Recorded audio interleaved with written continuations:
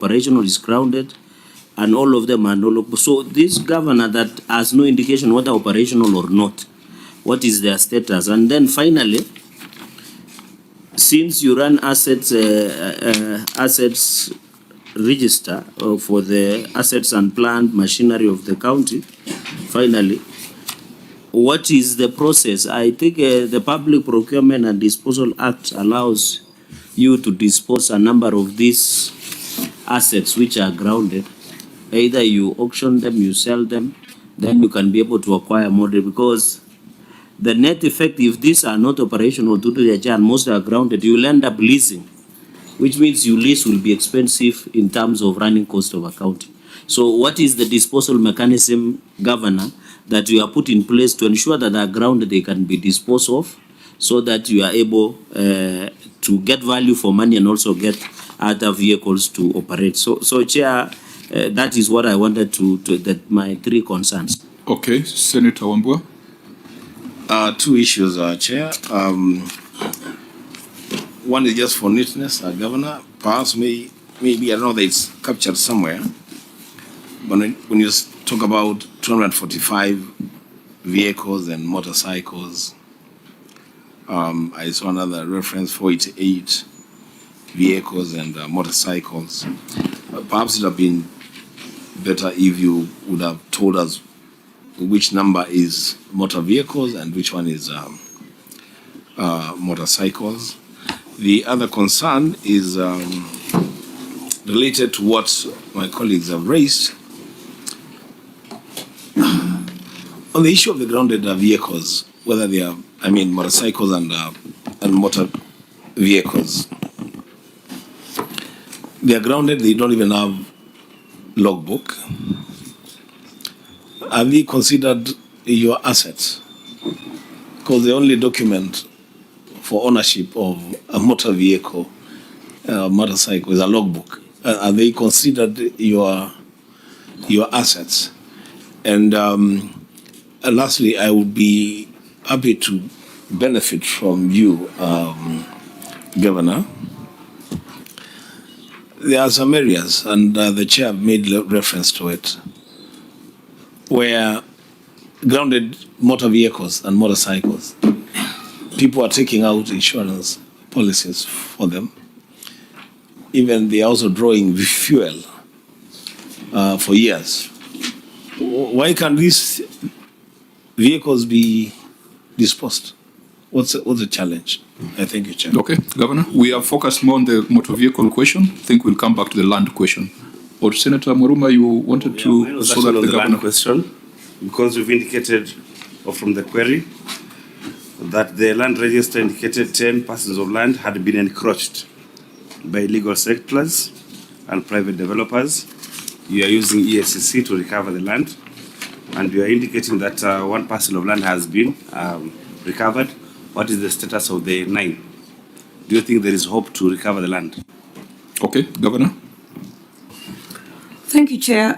Real quick, not necessarily in the order asked, but I think Senator Wambua has asked if we could break it down. From the 488, the motor vehicles are 350 and the motorcycles are 138. But I also want to confirm to Senator Wambua that as Nakuru County, we do not insure the grounded vehicles or grounded motorcycles, and would definitely not fuel them. But thank you for the concern.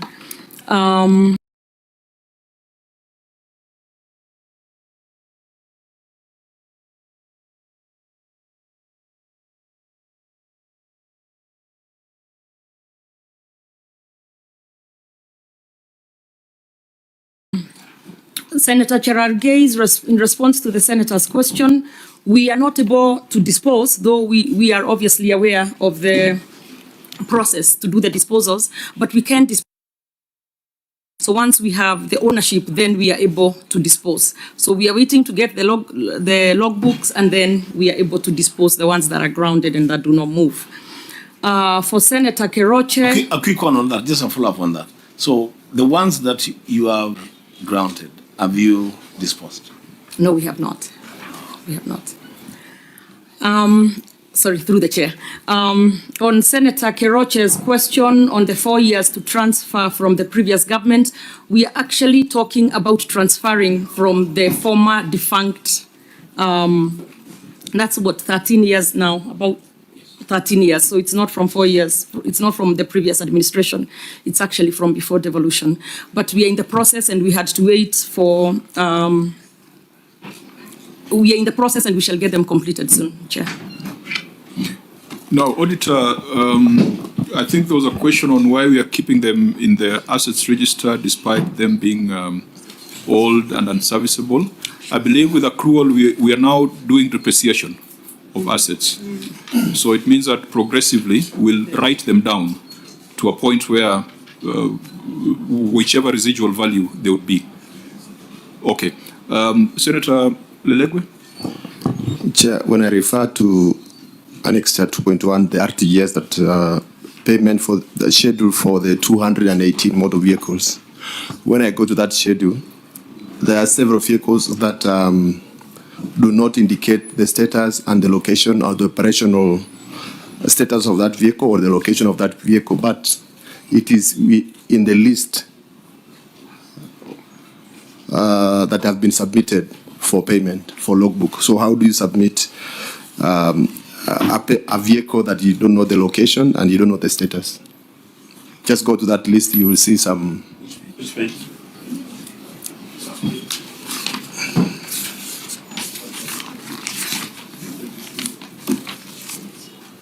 Okay, at least Page 223, there is one. The status is not known. Number 9. Then when you go to 224, there is 30, 31, there is 34. Then you go to 25. There are several. Oh yeah, so page 223, you are referring to that row number 9. Yeah. That vehicle registered in 1980 before you were born. Okay. Okay. My issue is the list has been submitted for payment for logbooks acquisition. So I'm asking whether you can include a motor vehicle that is not, that the location is not known and the status is unknown. Yeah, and there are several. I'm wondering, there's one that was registered in 1910. Have you seen that one, Governor? 1910. Number 4. That should be taken to Even the number 4. That's actually an asset. Should go to the concuse. 1910. Number 43.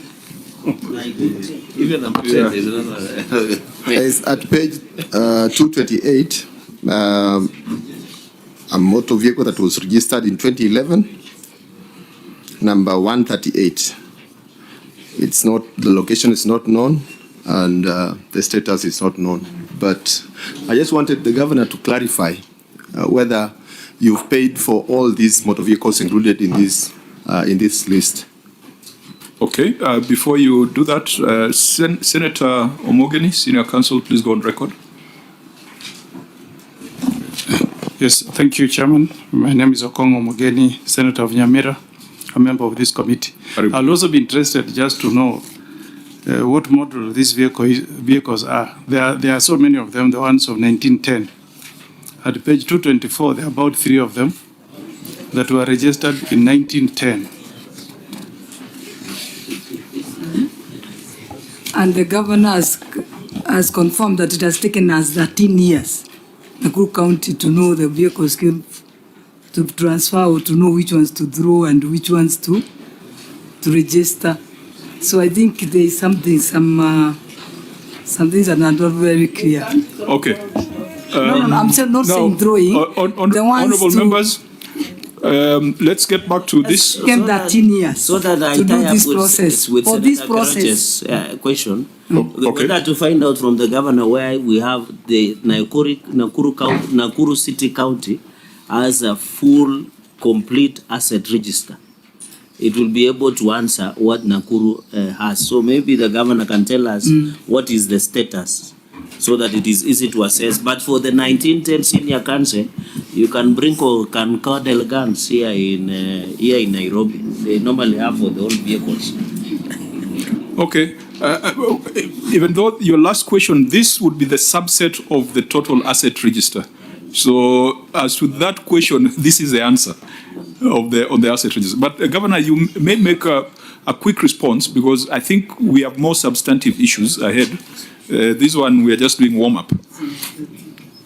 It's okay, Chair. I will hand over to Mr. Mogoi as far as the specifics of the registry.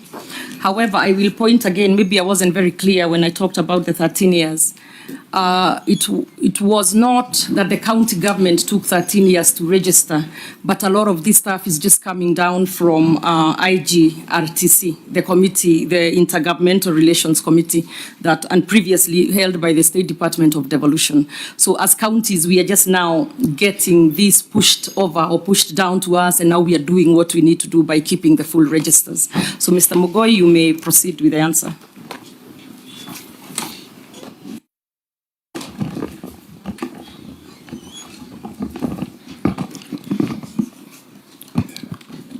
Thank you, Chair. All protocols observed. The motor vehicles that are in question from the devolved functions and the defunct local authorities, as indicated earlier, have not been fully transferred to the county by IGLTC so that we can be able to dispose of the grounded motor vehicles, and even a decision for disposal to be taken for the remaining motor vehicles that were long overdue in terms of registration. IGLTC transferred part of the motor vehicles, but indicated that we needed to pay the requisite charges to NTSA, and the payment has been made, that is 2.5 million, to be able to process and have the log books so that we can be able to transfer the same. As pertains to the land that IGLTC gazetted 98 parcels, they gazetted the 98 parcels which did not have any dispute, and they are further to gazette all the other parcels so that we can be able to process the titles at the county level. The attachments are there to support the communication between the county and the IGLTC, who are charged with the responsibility to handle the assets for counties that were devolved. About the status and location of the vehicles, the summary of the list that is given is a summarized list, but the register indicates the entire register is able to locate everything as per the location of the motor vehicles. This is a summarized fashion that has been shared to be able to support the argument, but a detailed register is available for the same. Well, I think that's not a very useful explanation. When you come to the Senate, you come with the full details. You can't come with a redacted version and say that there's another version somewhere. Honorable members, I wanted to propose that we ask the Auditor General to go back on this particular query. We mark it as unresolved and ask the Auditor General to look at other dimensions on the number of vehicles that are unserviceable, the issue of insurance, the other issue that one member raised where those vehicles of 1910 are being used on fuel registers. They're drawing fuel from petrol stations. We have seen it in other counties. Please give us an assurance that those things are not happening, and also give us an assurance that if there's any disposal, it's been in line with PPDA, and if there's any valuation or write-down, it is in line with IPSAS accrual. Maybe you can broaden this query beyond just the ownership documents so that we can look at it more critically the next cycle. Honorable members? Chair, quickly before you conclude, we have so many entities before this committee, and this issue has been flagged quite across the very many counties. This is the issue of asset register. I don't know whether we can have a conclusive approach to this one, because it's a matter that keeps on coming before us. For 13 years now, we are talking of assets that are not being transferred from the defunct local authorities and so forth and so forth. It's an issue that is likely to be with us for quite some time. No, even for 20 to 20 something, 20 that you will just find that there's a matter that will not be transferred. I think as a committee, we are supposed to have a different approach. Yes, So that we conclude this matter once and for all. I know the governors on their part have been discussing things at summit, and because I recall I was the chair of the Devolution Committee in the last Parliament when the governor was our whip. Was he our whip or yeah? And she used to whip us thoroughly. But we concluded, IGRTC concluded matters and forwarded to IBEC and Summit, and they don't seem to be making a decision. I think they are still asking for budgetary allocations to go back and identify assets. So I agree with you that we need to have some finality, but it goes beyond the Public Accounts Committee. We need to involve the Devolution Committee and even the Finance Committee, but also the governors on their side must fast-track issues in Summit and IBEC because we don't sit there as a legislature. Maybe to close it, Senator Cherargei, Maruma, Senator Dulo, so to allow us to move to the next. I already asked my question. Okay. On the land. You know, there's a lot of land that has been encroached by the who is who in town, and these people can't touch. I want to find out if these 10 pieces of land that were encroached are some of those pieces that are replicated across Kenya. You can't touch those people. Do you think using ESCC is feasible to get back this land? Some of them could be having very expensive buildings. So what is the status of recovering this land through ESCC? That's an important question for me. Okay, Senator Dulo, then Senator Cherargei, then we allow the governor to respond. You had an intervention, Senator Omogeni? Me, I just wanted, whether we are accepting it on record, that the county government of Nakuru has made a request to National Transport Safety Authority, NTSA, to issue them with logbooks for vehicles that were registered in the year 1910. 10 of them. That somebody is paying public money to process a logbook for a vehicle that was registered in 1910. Is that what the Senate of the Republic of Kenya is being told? Okay, so raises a value for money. For you, it's a value for money question, isn't Can a 1910 vehicle be existing anywhere in the Republic? That somebody can say, let us budget money, we pay NTSA to process a vehicle for an asset. You can call a 1910 motor vehicle an asset, No, it is. Okay. and pay money to NTSA to give you a logbook to show that you own that vehicle. That's what I wanted to hear from Governor. Okay, Governor, you just note that. Senator Dulo? Chair, as you've heard from the Governor, I remember over the years we have asked IGTRC to fast-track the process of actually handing over the assets to the county governments.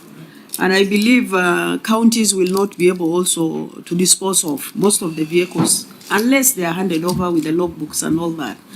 So as a committee, and I think it's not only Nakuru, most of the counties, they even have vehicles that are scrap metals right now. And even those scrap metals, you cannot dispose them off without the documentation and all that.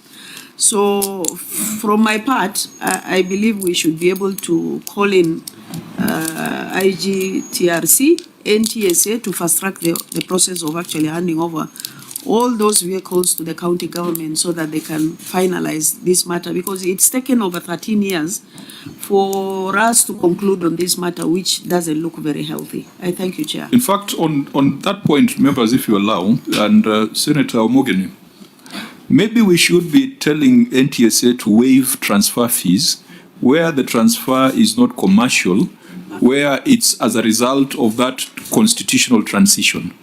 Because why should they charge a fee for transfer of 1910 vehicles?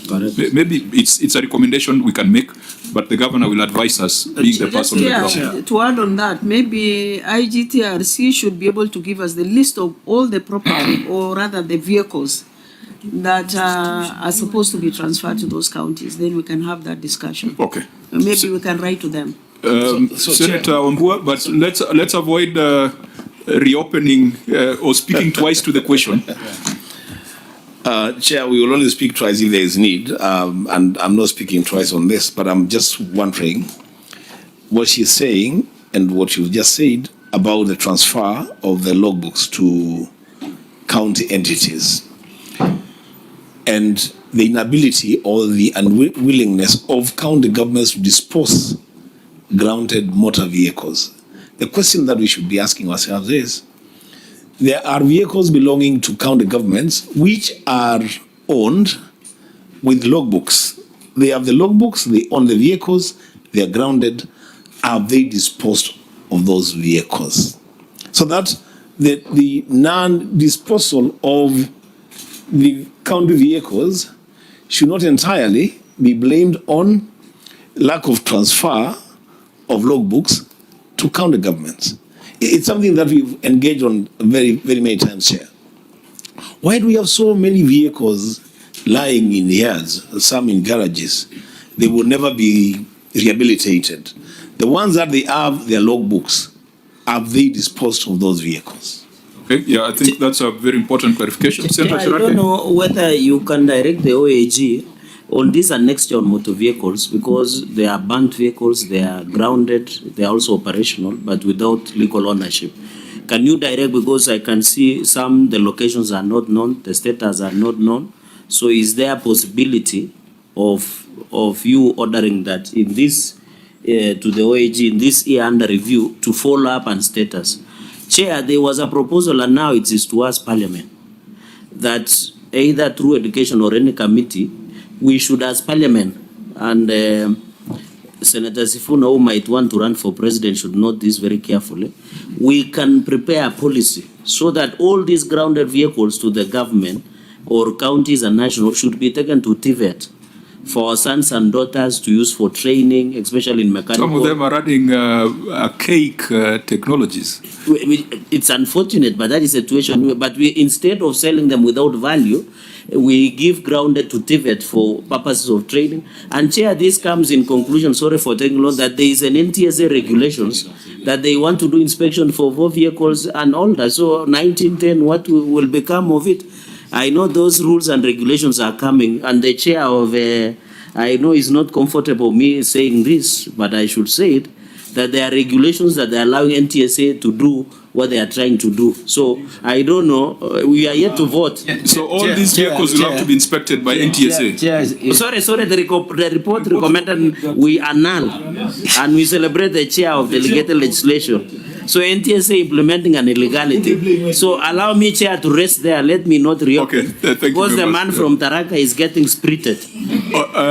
Let's close the vehicle question and go to the land question. One point that if Cherargei has any ideas, they're in government now. Let them just do those things he's saying that we should do, because under the next government, we are dealing with electric vehicles and other new technologies. We cannot be teaching our children how to drive a vehicle that was driven by the DC of Nakuru in 1910. That's not possible. So let them just finish. They have 12 months to finish all these things that they Yeah, I think the World War I vehicles don't need to be taken to TVETs.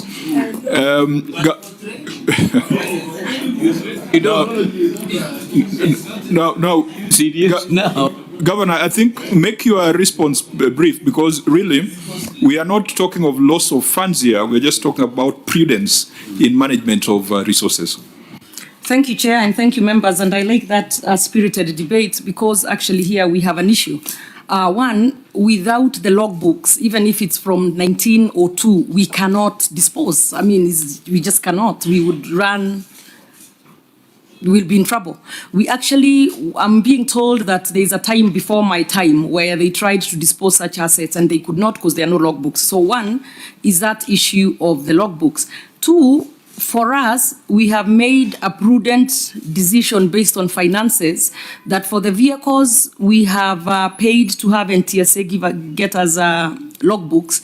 Those are only the serviceable vehicles, not those that are sitting on stones.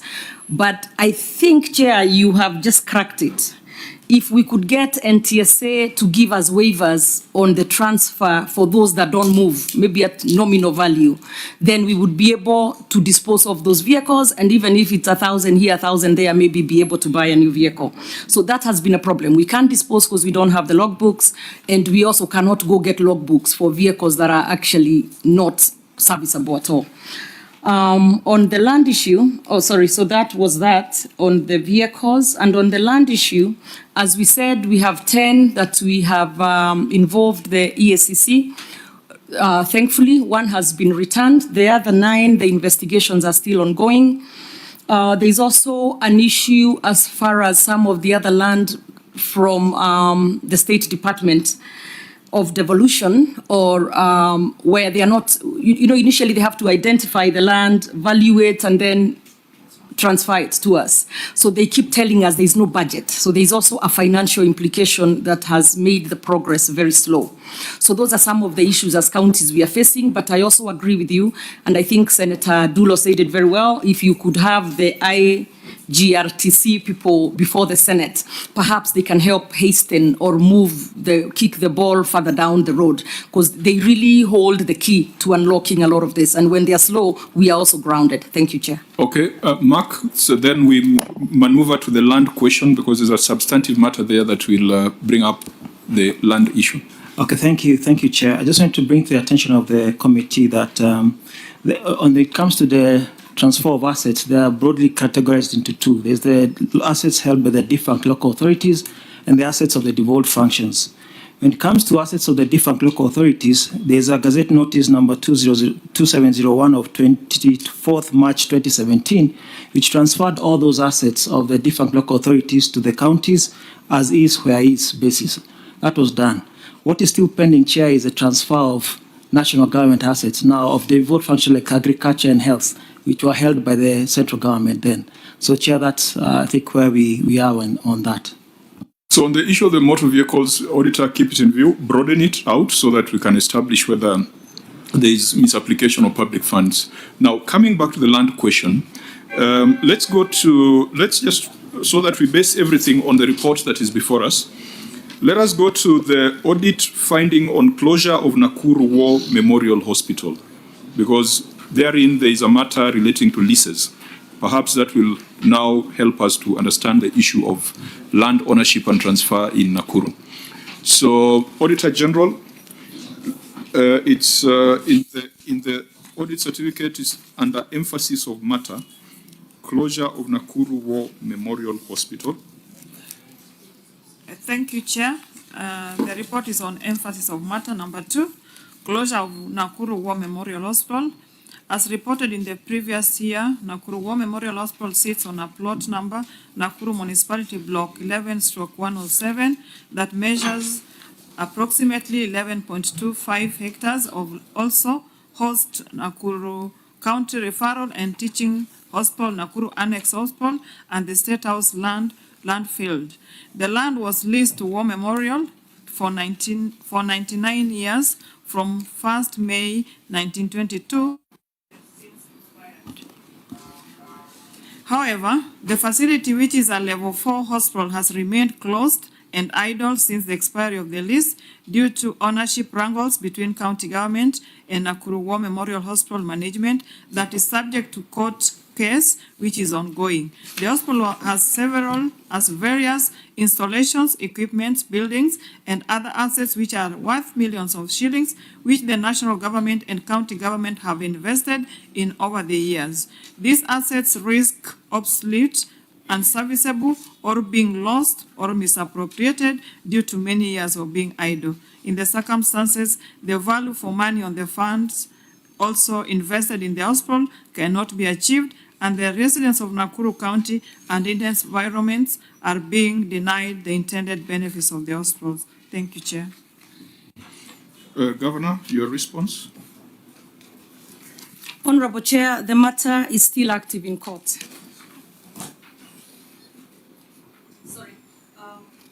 Appendix 2.1, the case number Nakuru E077 of 2024. I think it would be useful, Governor, for you to read what is there on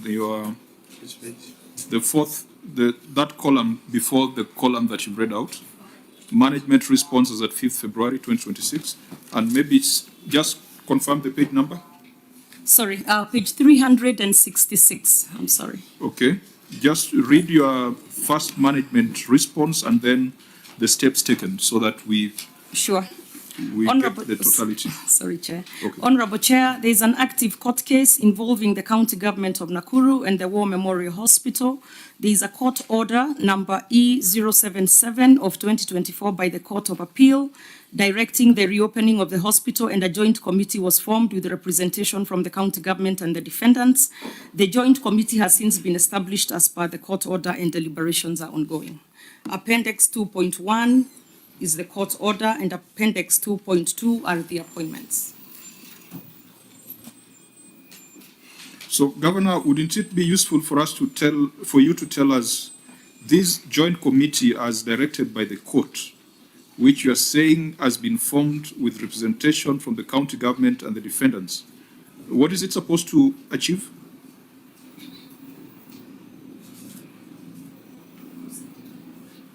Oh, sorry, may I proceed? Yes. Oh, okay.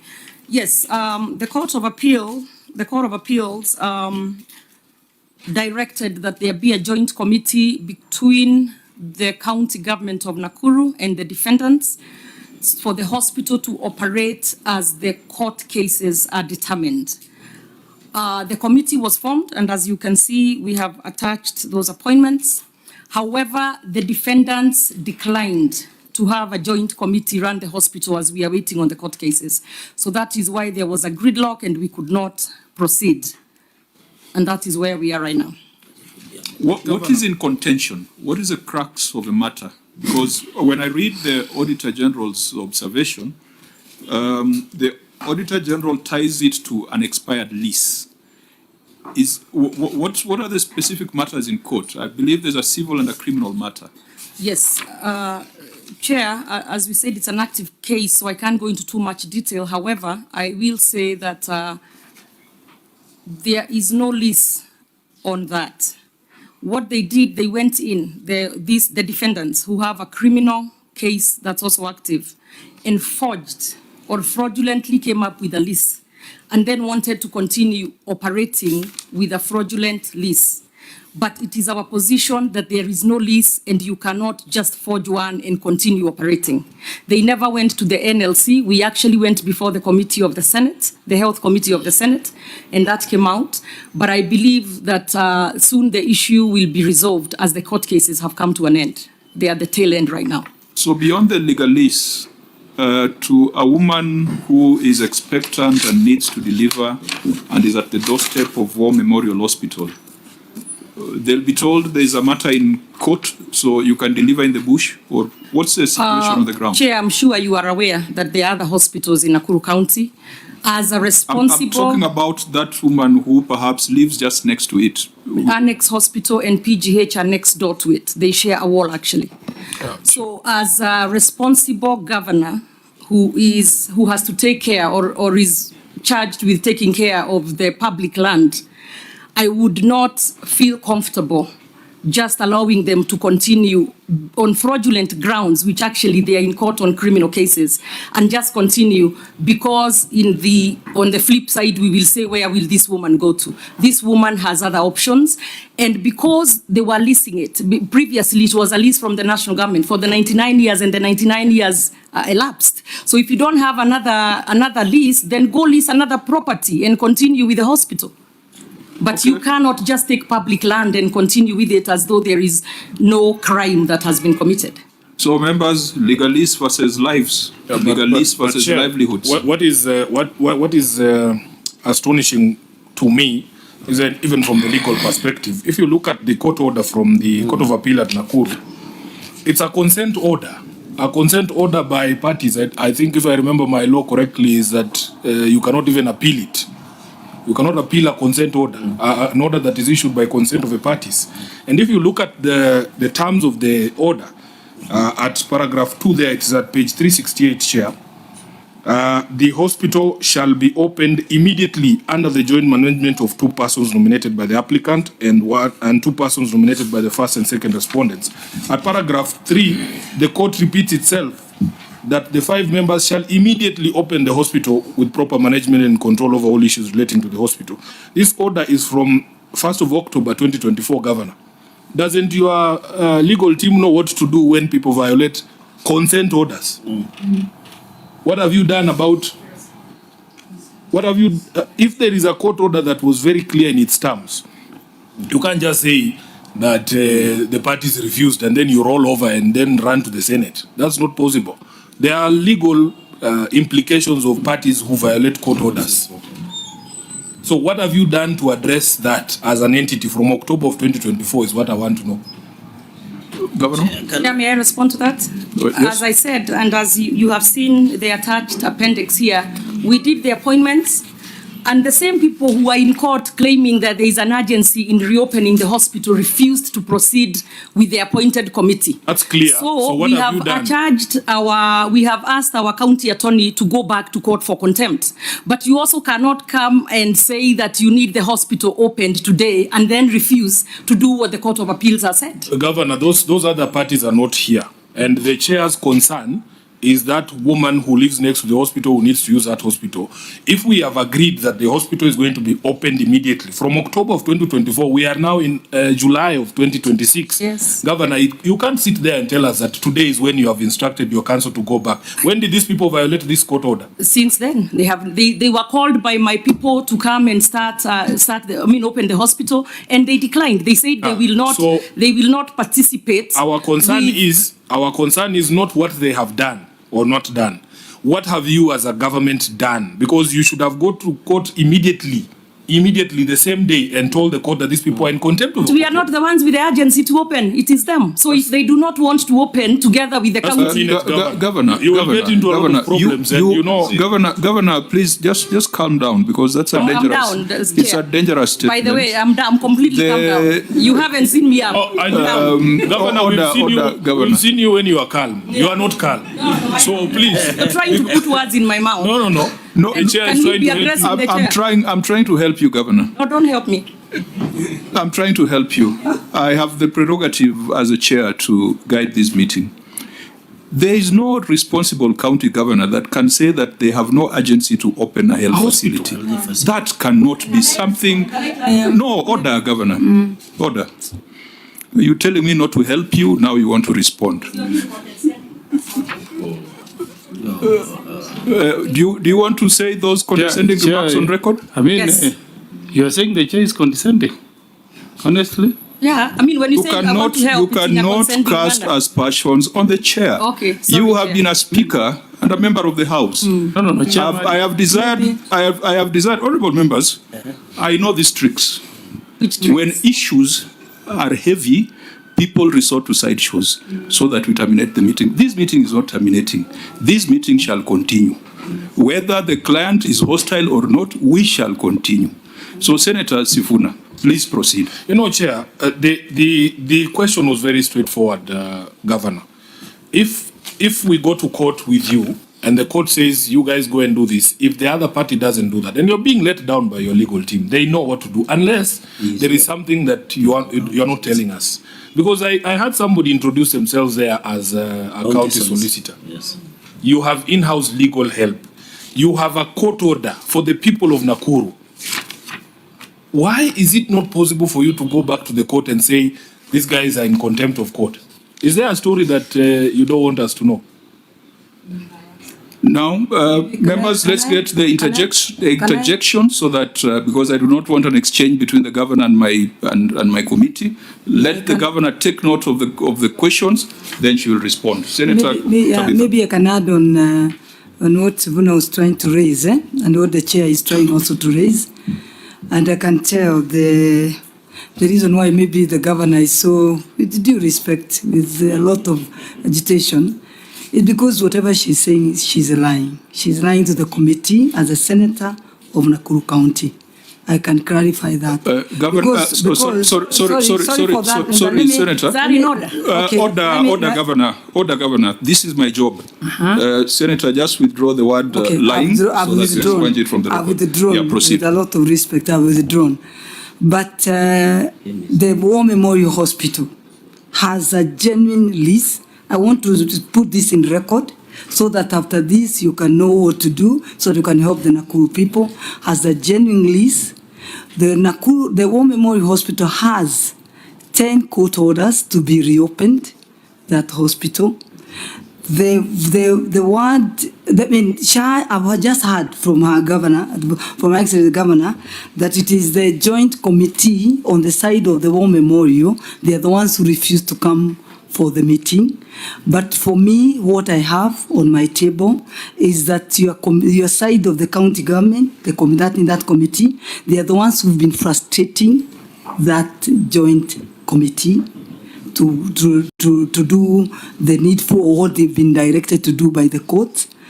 And what now I have, the report I have on my whatever, the report now I have is that there is demolition of buildings and properties within the hospital, and it is sad that it is being done out of the offices of the county government. I don't know whether you're aware of that. And then, are you aware that that act that they are doing is criminal? These are criminal acts.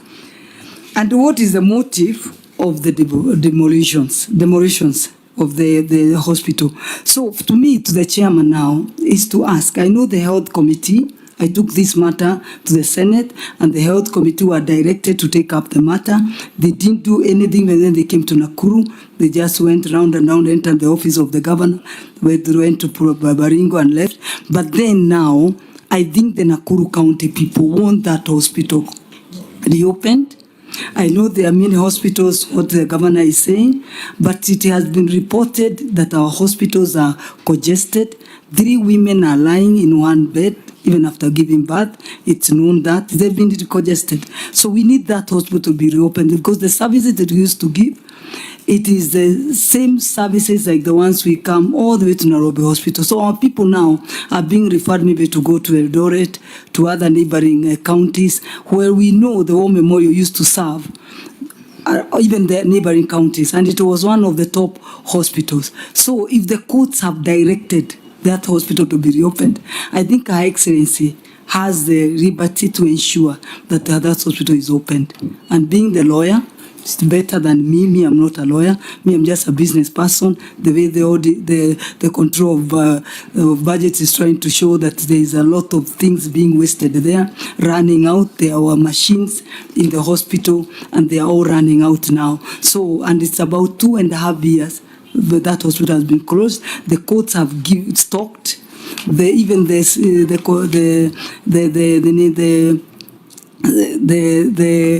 CG has also, I mean, not CG, the COME has also talked that the county government should, whatever the court orders, they should not defy court orders. Whatever the courts have said, they should obey the court orders. Thank you, sir. I think it all goes back to enforcement of the order of the court on page 368, and what Senator has raised ties with what Senator Sifuna had raised earlier. Senator Wambua, then Senator Chirake.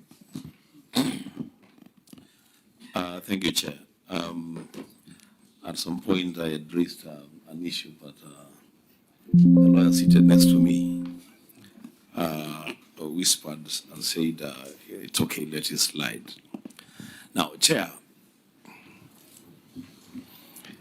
you know, this matter of the Nakuru War Memorial Hospital is a matter that is in the public domain.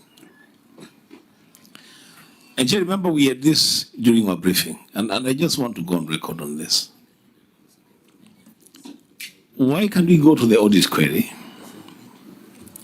service the audit query, and then if there is another thing that we need to deal with around that facility, then we deal with it. Because what we risk, Chair, is to get into the other issues around the facility outside of the audit query, and we will not be able to handle the audit query.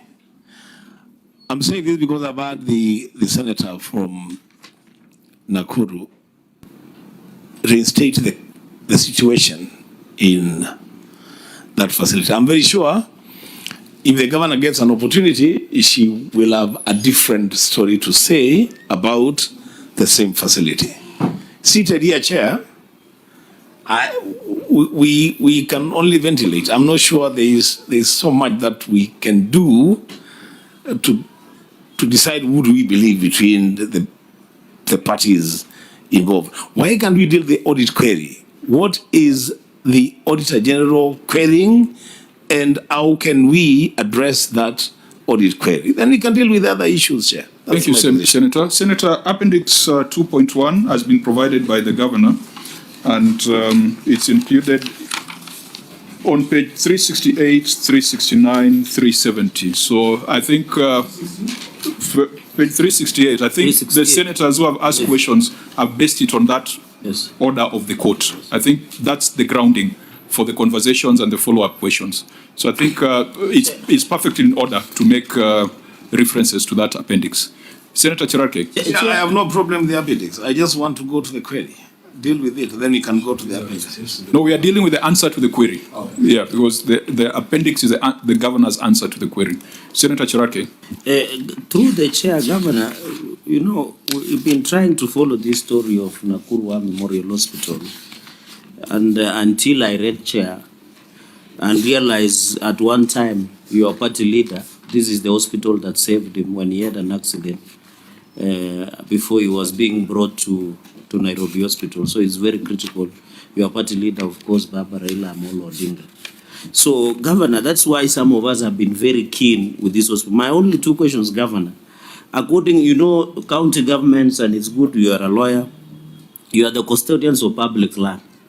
So, in the title deed, who is the owner of this land and what is the size?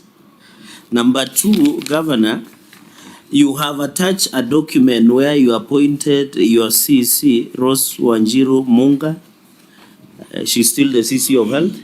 Is still there, okay. And Samuel Mwangi Mwaura is still the county secretary. Governor, would you have assisted us by showing us the intent of your officers? Did they show up maybe in the hospital? Was there minutes even to start the meeting? Was there something recorded that shows that on your part, as per the Court of Appeal order, you had an intention and an aim to ensure the hospital is reopened? Because you and me agree, any health facility that will assist in treating our Kenyans will be more than welcome. So was there an intent from your part? And finally, I've had the county solicitor, and maybe you will allow through you to tell us, because he is being paid salary through the taxpayers of Nakuru and Kenyans. Because it is, you are one person, but these are some of the people who advise us. They should have noticed that when there was violation of this court order, because I want to believe the county attorney or county solicitor sits in your cabinet, he should have alerted you as the governor and told you there is a contempt against court order. So is it the right time that the county solicitor might tell us also, because he cannot run away from responsibility? And Chair, you remember we have even sanctioned membership members who violate their membership, including East Park and Law Society of Kenya. So if we find that the Nakuru County solicitor or county attorney did not do his job by ensuring that the contempt proceedings are pursued, then this committee, we might be forced to write to the LSK for disciplinary action, because these are part of professional work that they should do to advise the county government. So, Chair, those will be my three questions. Okay, for Senator Maruma. Yeah, for me, I would like clarity from the governor. If Nakuru Memorial Hospital is a private hospital or a public hospital, because my reading of the query in this second last paragraph is that the hospital has various installations, equipment, buildings and other assets which are worth millions of shillings and which the national and the county governments have invested over the years. Why, if it is a private hospital, should the national government and the county government invest monies there? I would want that clarity, Chair. Governor, you may respond to the various issues. Oh, sorry, before you respond, Senator Mogeni, then Senator Gataya. Yeah, Chair. I'd like to know from Governor. This matter was in court on 1st of October, 2024. Yeah? And the court directed that parties were to appear in court on 7th of October 2024 to confirm compliance. And the third directive was that this matter was to be heard before the High Court and be concluded within 60 days, meaning, Chair, that even the High Court appreciated the urgency of this matter. And we know our health facilities are really not able to meet the demands of Kenyans. And I mean, if you really have the interests of your people, you will understand that we don't have enough medical facilities. So from this date, 1st of October 2024, you appeared in court for mention, no compliance. 60 days for the hearing of the matter is over. We are now in July 2026. What has the county government done to ensure that this matter is concluded one way or the other? Okay, Senator Gataya. Chair, we are treating two conflicting statements that Memorial Hospital has a genuine release away from the one that expired of 99 years. Then we have another statement that tells us that that release was fraudulently acquired. So I don't know which one we are supposed to consume as a committee. Those are two conflicting statements. Okay, if I were to give directions, we have already been informed that the criminal proceedings are on the validity of the lease. So to go into it will be sub judice. So we'll set that aside. It's a matter that is before the courts for determination. Senator Adulo? Chair, we are really taking a lot of time on this matter. And the concerns raised by the Auditor General is on the value of the land, or value for money, which I believe genuinely, even if the land was allocated by national government then, right now it is owned by county government. It's important to pursue that matter to get a consideration on the property that is in hand. Number two, we have also to look at the service delivery, which is also critical. Of course, looking at the population of Nakuru. I think Governor should tell us how far she has pushed on the matter of the decision of the court, because there is contempt of court in this particular matter. If she gives us evidence, then we can be able to give our way forward as far as Auditor General report is concerned. I thank you, Chair. Governor, you may respond. Thank you, Chair. Thank you, Chair. One, I still hold my position that we did what the court had asked us to do, which was appoint members to this joint committee. And the county did that, and you have seen the attachments. But I am also saying that the defendants have frustrated the reopening of the hospital jointly because they feel that it should be just them running the hospital. And again, I still hold my position. Health is devolved. That land, the lease expired. We have a new constitution. The land reverts back to the county. Number two, there was a question as far as how big that land is. It is 27 acres and also includes most of State House, Nakuru. It was part of that title. So we have that landing area for State House. We have another of my public hospitals, the annex hospital, that's on that title as well. So I will not sit pretty and not fight to make sure that the land reverts back to the people of Nakuru County. So that's important. The cases are still going. I am told we are almost at the tail end, so the determination should be coming here soon. We did go in front of the Senate committee, and if I am not wrong, the Health Committee, I believe Senator Omogeni sits in that committee. The Nakuru senator has also claimed that when they came to my office, the issue disappeared. Well, we have one of them sitting here, so he may know or may not know. So I don't know what that implication of that statement was. Yeah, Governor, let's just restrict ourselves to the audit issues. Sorry. Yeah, I was responding. You know, Chair, these are serious issues that have been raised, so I need to respond.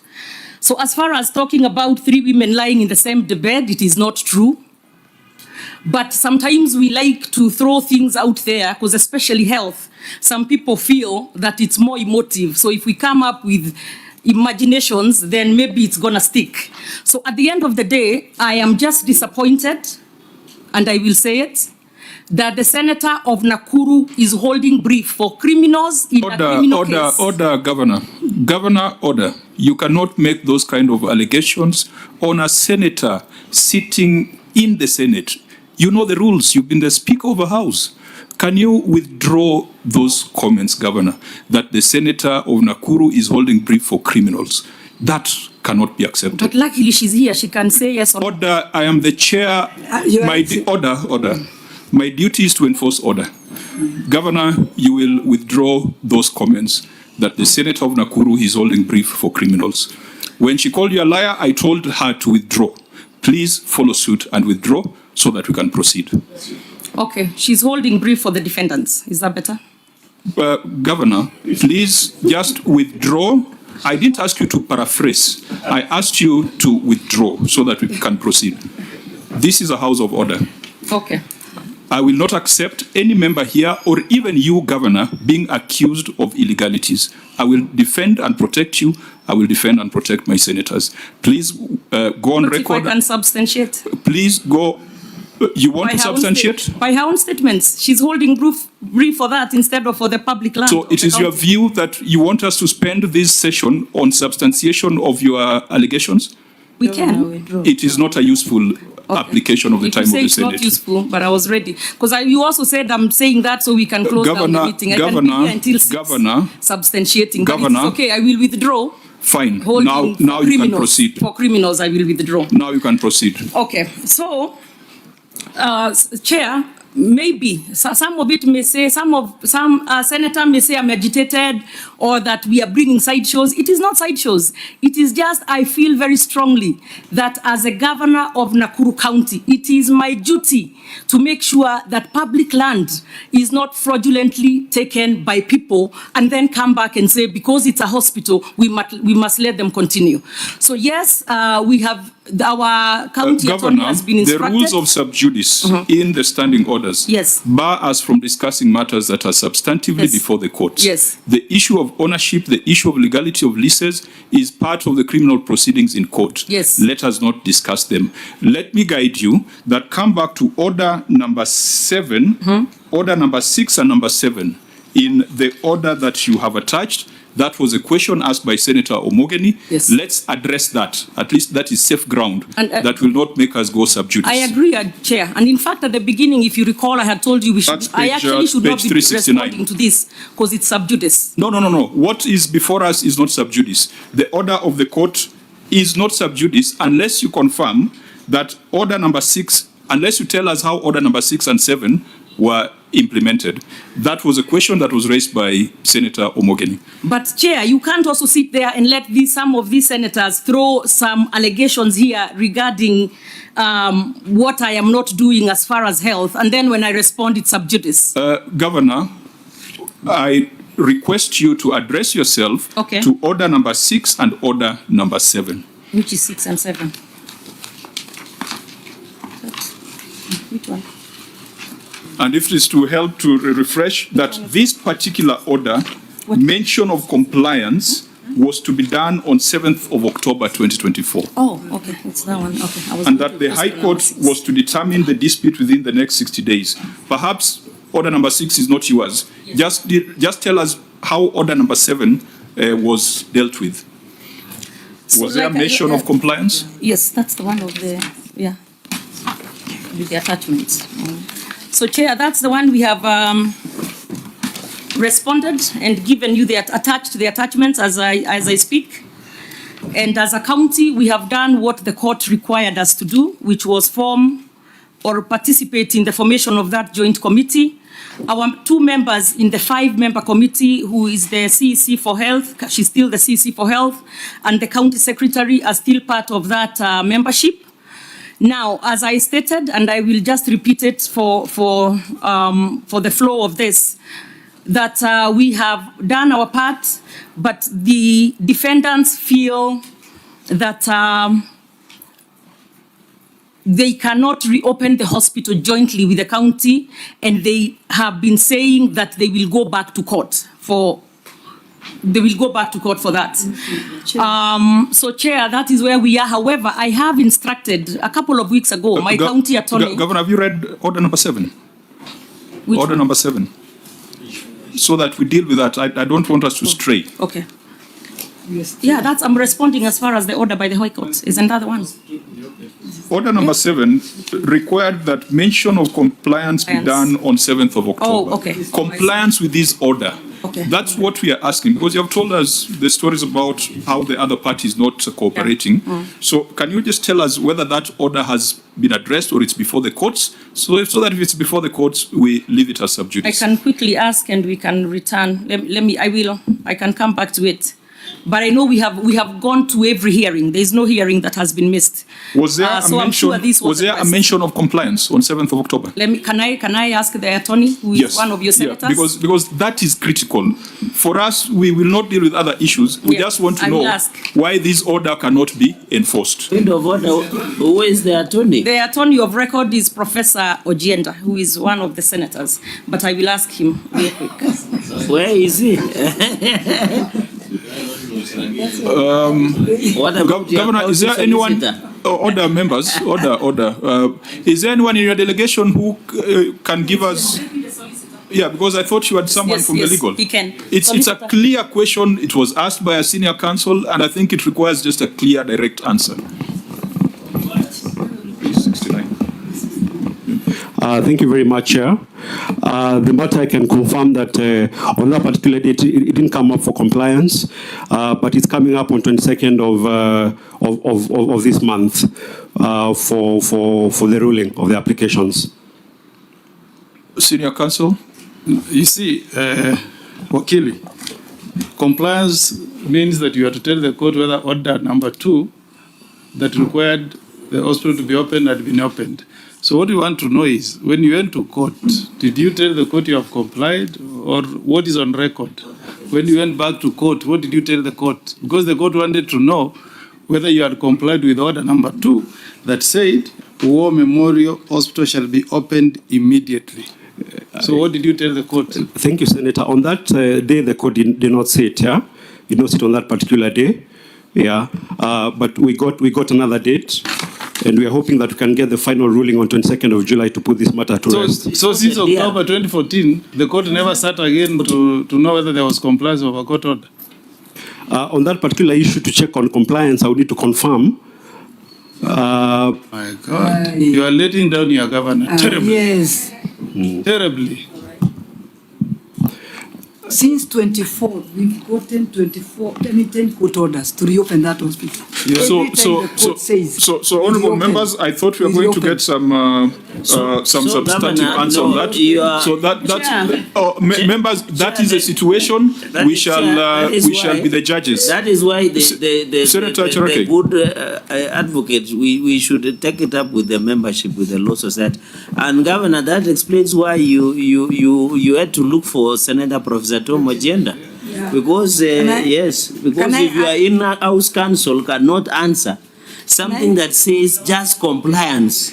Can I add? Okay, members, order members. I wanted to add on something on Cherangei. Okay, now You've been calling for the RSK. Yes. Let it go into record. RSK demonstrated in the Nakuru, and before they reached the office of the governor, they were beaten with stones by police. It's good to go in record. Okay. Senator Tabitha. Very serious. Senator Tabitha and Senator Cherarkei, we have the order before us, which has been adduced as evidence. Order members. We have the order before us, which has been adduced as evidence of progress made to reopen the hospital. It has been stated by the governor under oath that the hospital is not yet open because of non-cooperation of the other partners. But we have also seen clearly in the order that there was supposed to be a mention of compliance, which was not done. We will then have to sit down and interrogate where the problem is. Is it in the judiciary that did not bring up the matter for mention? Is it the county that sees no sense of urgency? Or is it the other party? We, as judges on this matter, we do not have to pronounce ourselves, but we have all the facts before us. We have all the records before us. Let us restrict ourselves to the issue of value for money. Let us restrict ourselves to the issues of public interest, and let's allow the courts to deal with the issues of ownership of land. But I think from where we sit, it sounds unconscionable that you will have a hospital that is fully equipped, that is shut down as a result of legal disputes. That is not prudence. That is not the definition of prudence as per the Constitution and as per the PFM Act. So, members, we can leave it at that. Let the citizens of Nakuru be the judge on who is at fault on this. Senator Chirake. I thought the issue is about lease, but not ownership of the land. I thought that should come out. Members, we benefited from the earlier brief. The question of lease and ownership is an active matter in court. Okay. So we leave that for the courts to determine. I think the matter that we can address is value for money and prudence in application of public resources. Now, members, can we make some progress? Yeah, may I? Just one minute on that. Because I did say that I will ask the substantive attorney on the case. And I have the answer that actually they were in court yesterday. And we have closed our case. So we have completed our part. The issue of compliance is a substantial part of the trial. So even by discussing it so much, it's sub judice. And because the case has come to an end, and as you have heard, the ruling is on July 22nd, I think it would make sense to wait and see the outcome of the case then, because it's been a lot of litigations. There's actually a lot of cases pending based on this, but this is the main case. But just for the record, as I conclude, the same cases, the same issues happened in Machakos and Kakamega, where such hospitals were such people tried to fraudulently take these hospitals. So Nakuru is not unique, and we shall not give up on fighting for the rights of Nakuru people. We shall give specific recommendations for Nakuru County, because that's the entity before us. Honourable members, I want us to move on to the other residual matters. We had come from the motor vehicle ownership to the land ownership, and we came to this matter of Nakuru War Memorial. Now, let's go back to the other issues of numbers. Auditor General, you had flagged unaccounted disbursements to another county fund. You had advised that the 1.96 billion queried there has now been accounted for? Yes, Chair, that one has been accounted for, but we combined it with the question number 8. That's what's talking of lawfulness of retaining monies for the public facilities, non-compliance with the Finance Act. Okay, so for avoidance of doubt, and for those who do not have the documents before us, the 1.96 billion were transferred to which entities? Public health facilities. And have these public health facilities prepared their financial statements? They prepared financial statements. Chair. So they will be subject to audit? They had already submitted the audit, and we have verified the bank statements that the county provided, and we traced how the money was disbursed to the facilities. Okay, so then we look at non-compliance with Facility Improvement Financing Act. You can read your finding.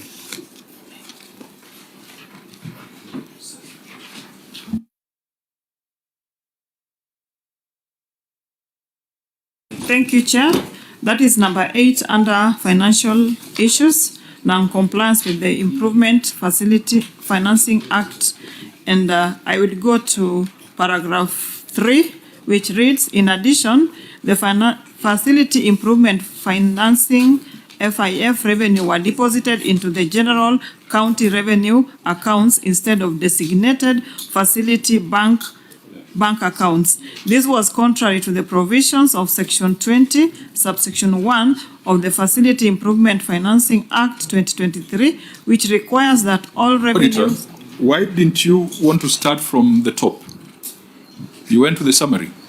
Chair, we have just discussed that the transfers were supported. So maybe... No. Just read the whole issue so that we put it in context. Okay, thank you. Sorry for that. Number 8 is on non-compliance with Facility Improvement Financing Act 2023.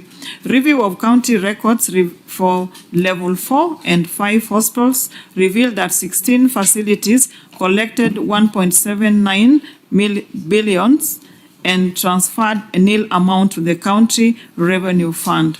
Further, available records indicate that the amount of 1.7 billion was disbursed to 16 hospitals from the Facility Improvement Fund collection account. However, the hospital financial statement reflected... Just for order, because we will transcribe from the answer. Why does the OAG read the entire amount so that it's captured? Because she's just saying 1.7 billion. I thought it's good so that when we are transcribing, we capture them. Wait, you just read your finding as is. Okay, Let me start again. Review of county revenue fund for level 4 and level 5 hospitals revealed that 16 facilities collected 1,797,785,103 and transferred nil amount to the county revenue fund. Further available records indicate that the amount of 1,797,785,103 was disbursed to 16 hospitals for the Facility Improvement Fund collection account. However, the hospital's financial statements reflected a total amount of 1.7 billion 726,123,564 as having received for the FIF account, resulting to unexplained and disbursed amount of 71,663,539. Further, the county government of Nakuru receiver of revenue statement reflect transfer of another county fund FIF amount of 1,960,729,790, which is at variance with the county records amount of 1,797,785,103, resulting into unexplained variance of 162,944,687. The inconsistency between the various records has not been explained by the management. In addition, the Facility Improvement Financing FIF revenues were deposited into the general county revenue accounts instead of the designated facility bank accounts. This was contrary to the provision of Section 20, subsection 1 of the Facility Improvement Financing Act 2023, which requires that all revenues collected by health facilities be retained in designated FIF accounts utilized strictly for approved operations and improvement activities. In the circumstances, the accuracy and completeness of county revenue amounting to 1,797,785,103 could not be confirmed. Thank you, Chair. Governor, you may respond.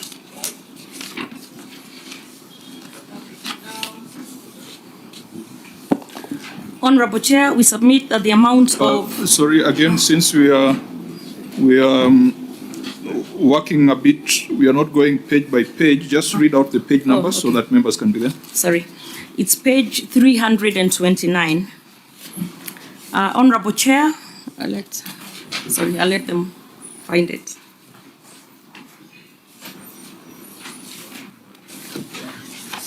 Okay, you may proceed. Thank you.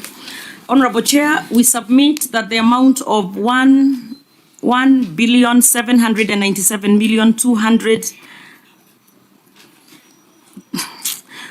How do you read it? 1,797,200,000 797,211,998 was the amount collected by the 16 hospital facilities. Appendix 8.1 is the audit certificate. Kenya shillings 1,960,729,790 were total disbursements to other county funds, that is the FIF operational accounts. Reconciliation of transfers to another county fund.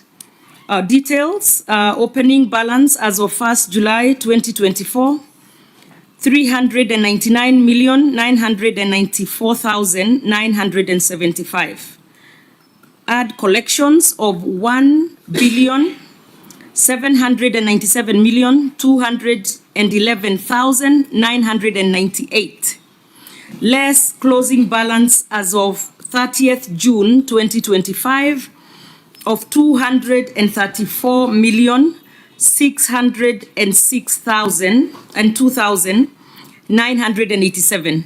Less bank charges of 1,874,195.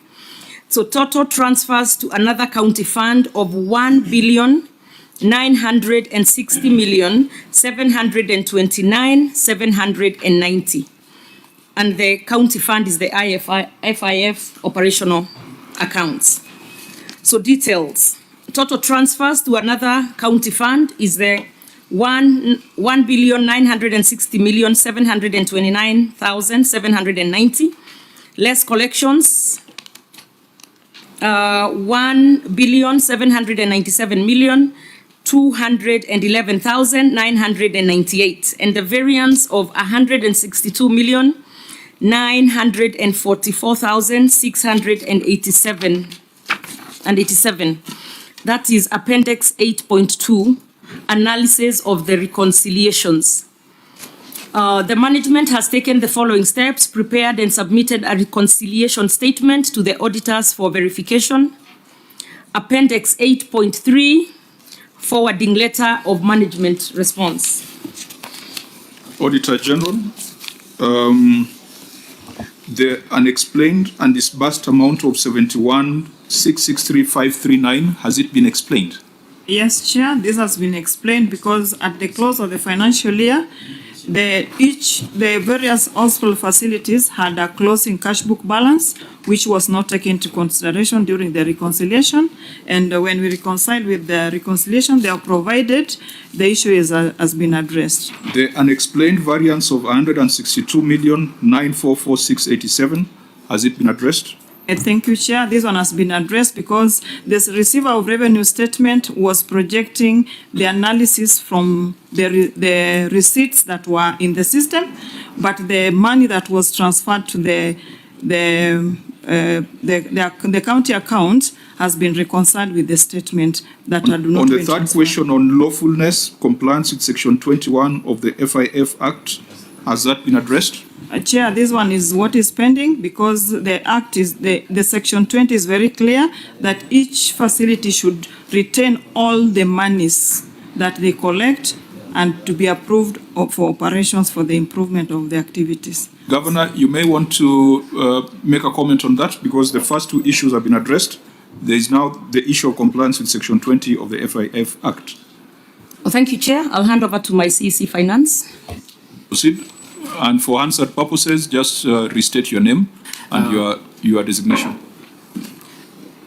Stephen Jogu, CEC in charge of Finance and Economic Planning, Nakuru County.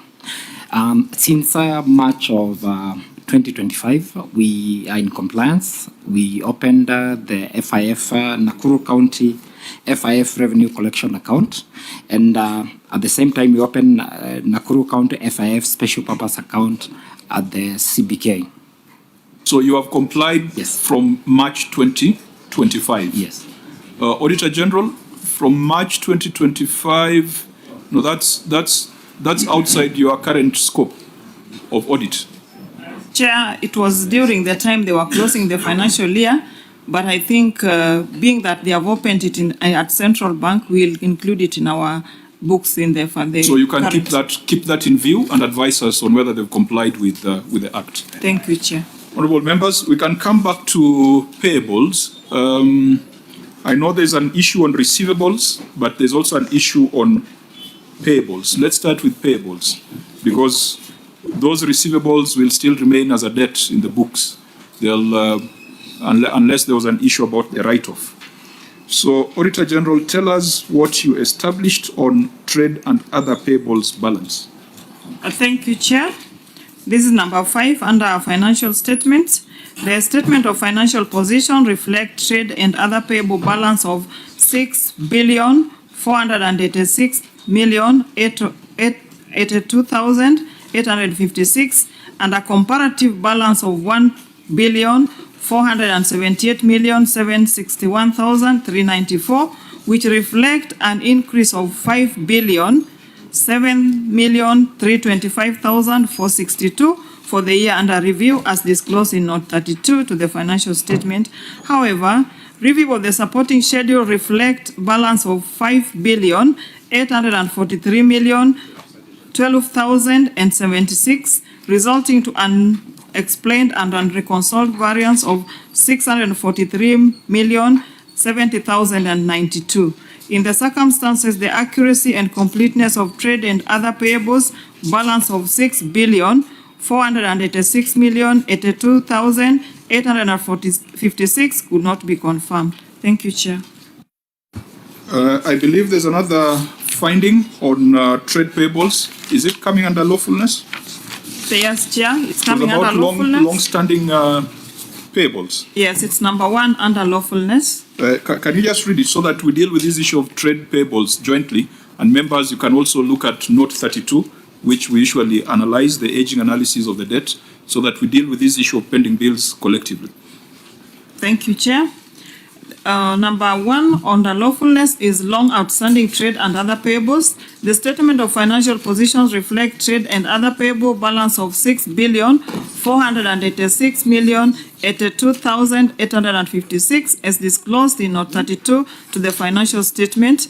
However, review of age analysis revealed that there was a balance of 1,478,761,394, or 23% of total payables have been outstanding for more than 1 year.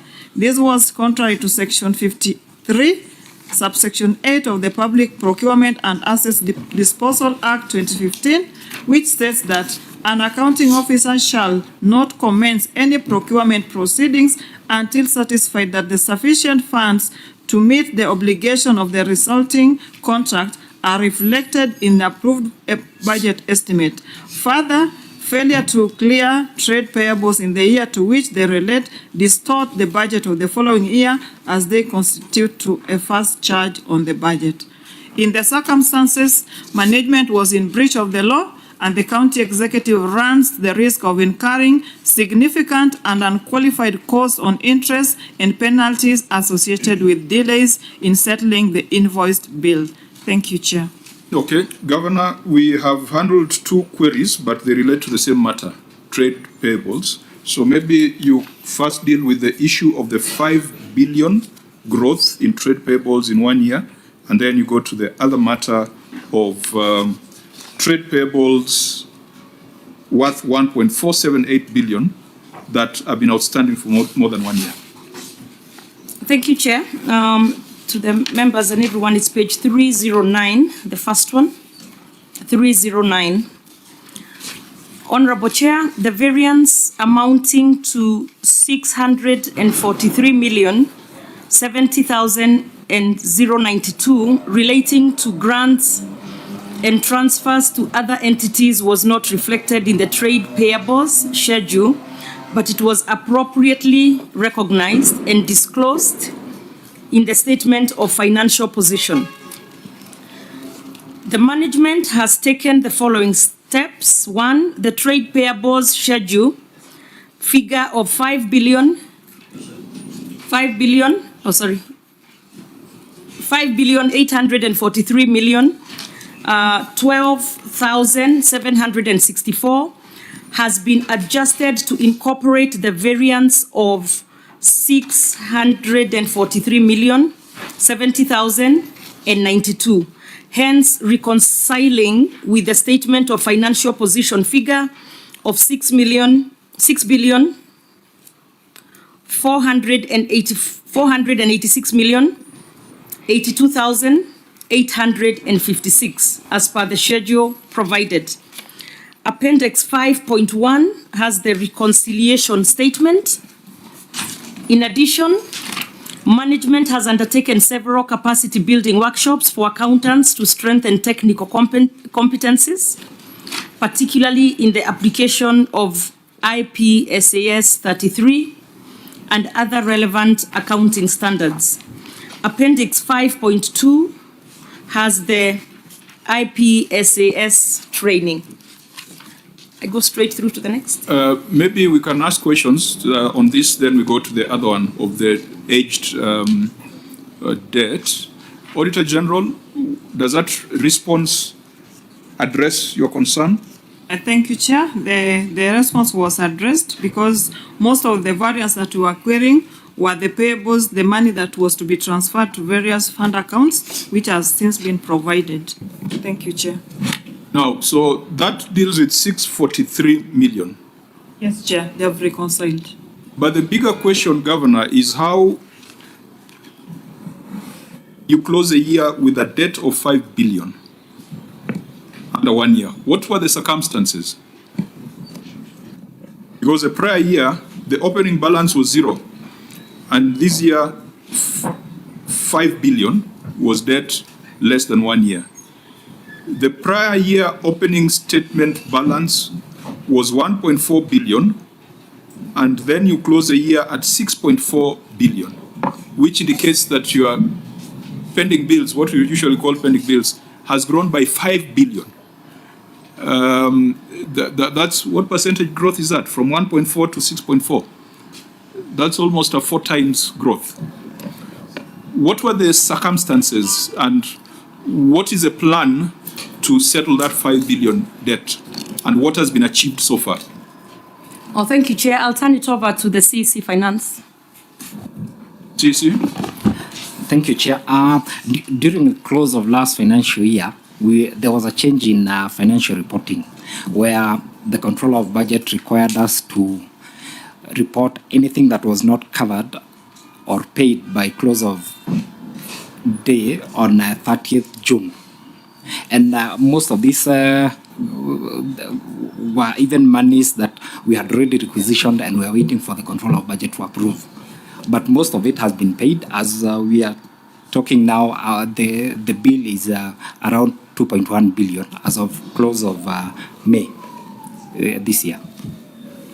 Do you have any evidence of payments made during the year? Yes. So, can you cite them in the appendices in these documents? I didn't. Is there evidence before us on the payment progress?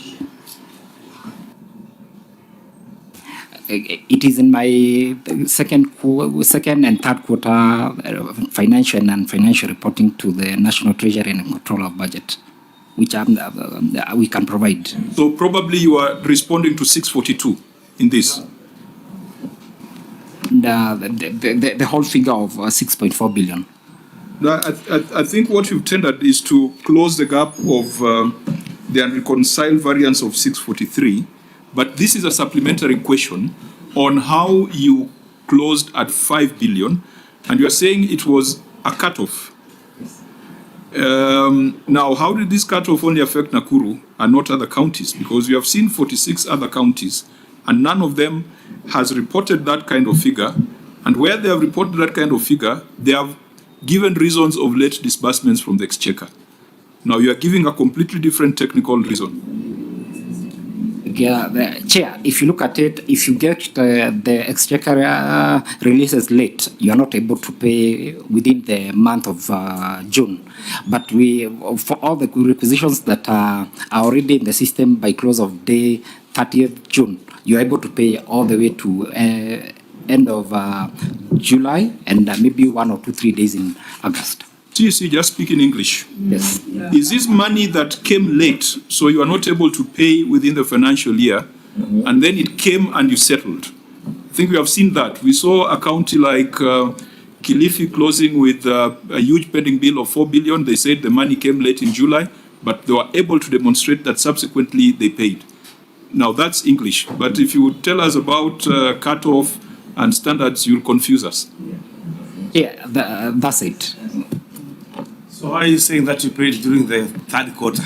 It should be in the first quarter. And if it is in the first quarter, it must be, the evidence must be here. Payment, if you look at the way the system is designed, as long as the contractor or the supplier has submitted request for payment by close of day 30th June, you're able to process the payment even within the first quarter. What was your last exchequer release in this financial year, and when did it come through? The 2024-25. Yes, this year under review. Did it come before 30th of June or it came after 30th of June? I think it came in the first or second week of July. But Treasury usually gives a window of 14, 15 days. Or Treasury, was this different in this financial year? Chair, it's true the exchequer for that specific year left the first week of July, but the counties earned all the way to 15 to make the payment. So they consumed the exchequer. It may have seemed as if it was late, but it was used in the specific year because the budget is opened for the previous year to consume the money that was for the previous year. Do you see? But Chair, if you look at the reporting was as of 30th June. So you're saying you're reporting before you receive the last tranche of the exchequer? Yes. But you see, Chair, what I find difficult with Waziri is that he says there is even a schedule of payments or settlements. But that schedule is only available to him. I mean, what would be the easiest thing to make that available to everyone? So and even though the governor said she does not need my help, when you report that your pending bills have grown from 1.4 billion to 6.4 billion, you are causing yourself unnecessary political crisis because people will say you are not paying suppliers. So I don't know whether you still need my help or not. But let's hear from Senator Chirarke. You can help, Chair. Senator Chirarke. Chair, mine is on this CEC. You didn't demonstrate, but I've seen the reconciliation of 648 million. This, why in your financial statements you did demonstrate this 5 billion? And then the aspect you should have indicated is it because of this you're arguing that it was given late? What is the role of EGP, the e-procurement, in ensuring that such money do not get hold on? And then finally, Chair, to the governor, I've seen in your aging analysis, over 3 years, the 11% of there is a pending bill of 11% or trade payables of 11%, that is 681 million. 130,092 shillings. Many counties, when they took over, they used to do what we call, although the courts in Kitale stopped it, they used to do what we call pending bill verification. In this aspect of over 3 years, Governor, was there any either gazetted or your internal pending bill verification of this 11% that you owe? And then finally, Chair, combining both 2 to 3 years of 273 million, 523 million, Governor, this is a significant amount. Of course, I appreciate Nakuru is a very huge and vast county. What is it attached to? Is it more of recurrent or expenditure, the certificates that are being raised by suppliers and the people or contractors in that region? So, Chair, if the governor can answer those three concerns. Thank Okay, you. Senator Maruma. Yeah, mine is just on the notes. I'm looking at the note 32 on trade and other payables. And it is indicated that employee payables compensation is 554,458,051. How much do you pay per month for employee salaries? About how much? And it is 554 million for maybe June salaries only or for other months? Okay, yeah, Governor, you may respond, taking note also that your total revenue for that year was, Auditor General, can you help me to get the actual number? I know it was contentious when you are computing the fiscal responsibility. What was the total revenue? That one is on page 1 of the financial statement on financial performance.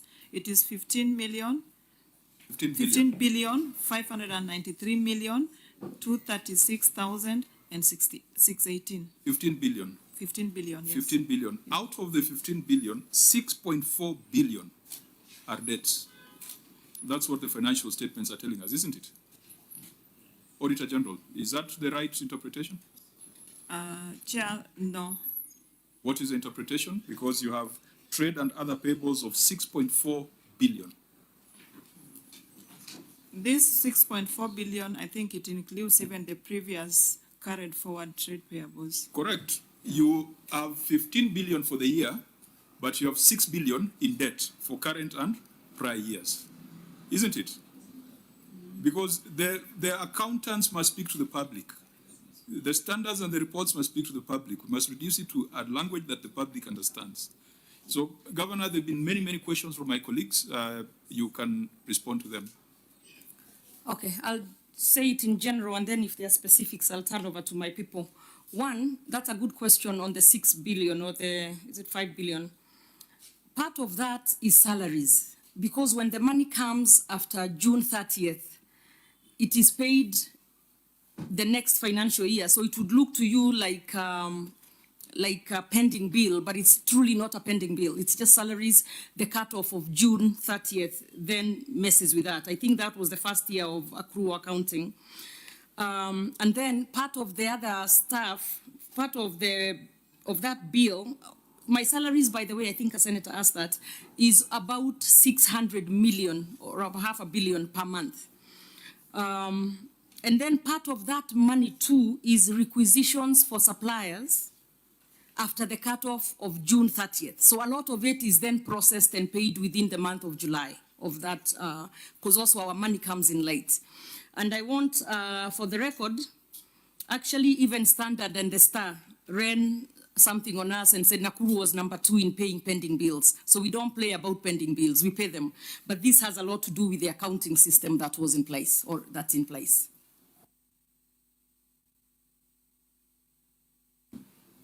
There were some questions by Senator Cherargei on the breakdown of the aging of the debt.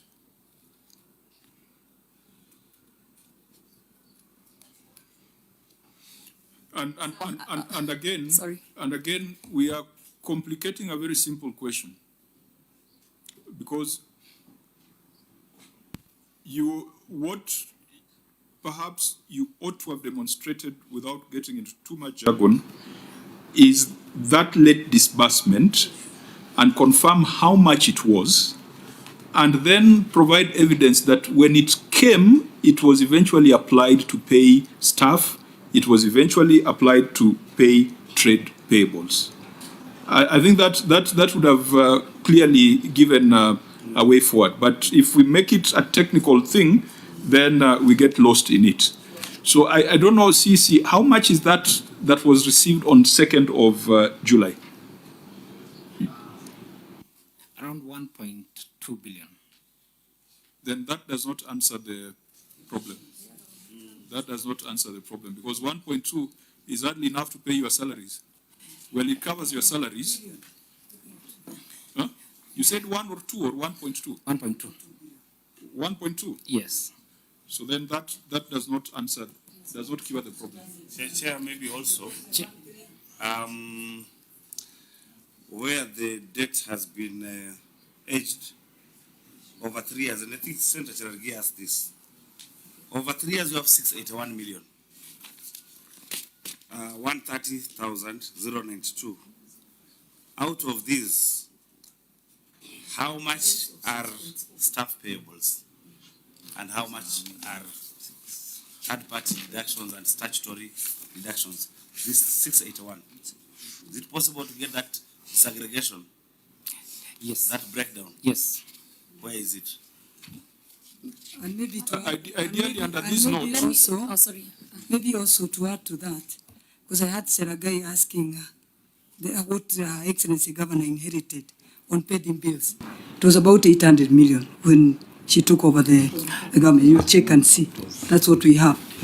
So, and then monthly reimbursement or allocation is about 1.2 or 1.3 billion, whatever you're talking about, 1 month, monthly.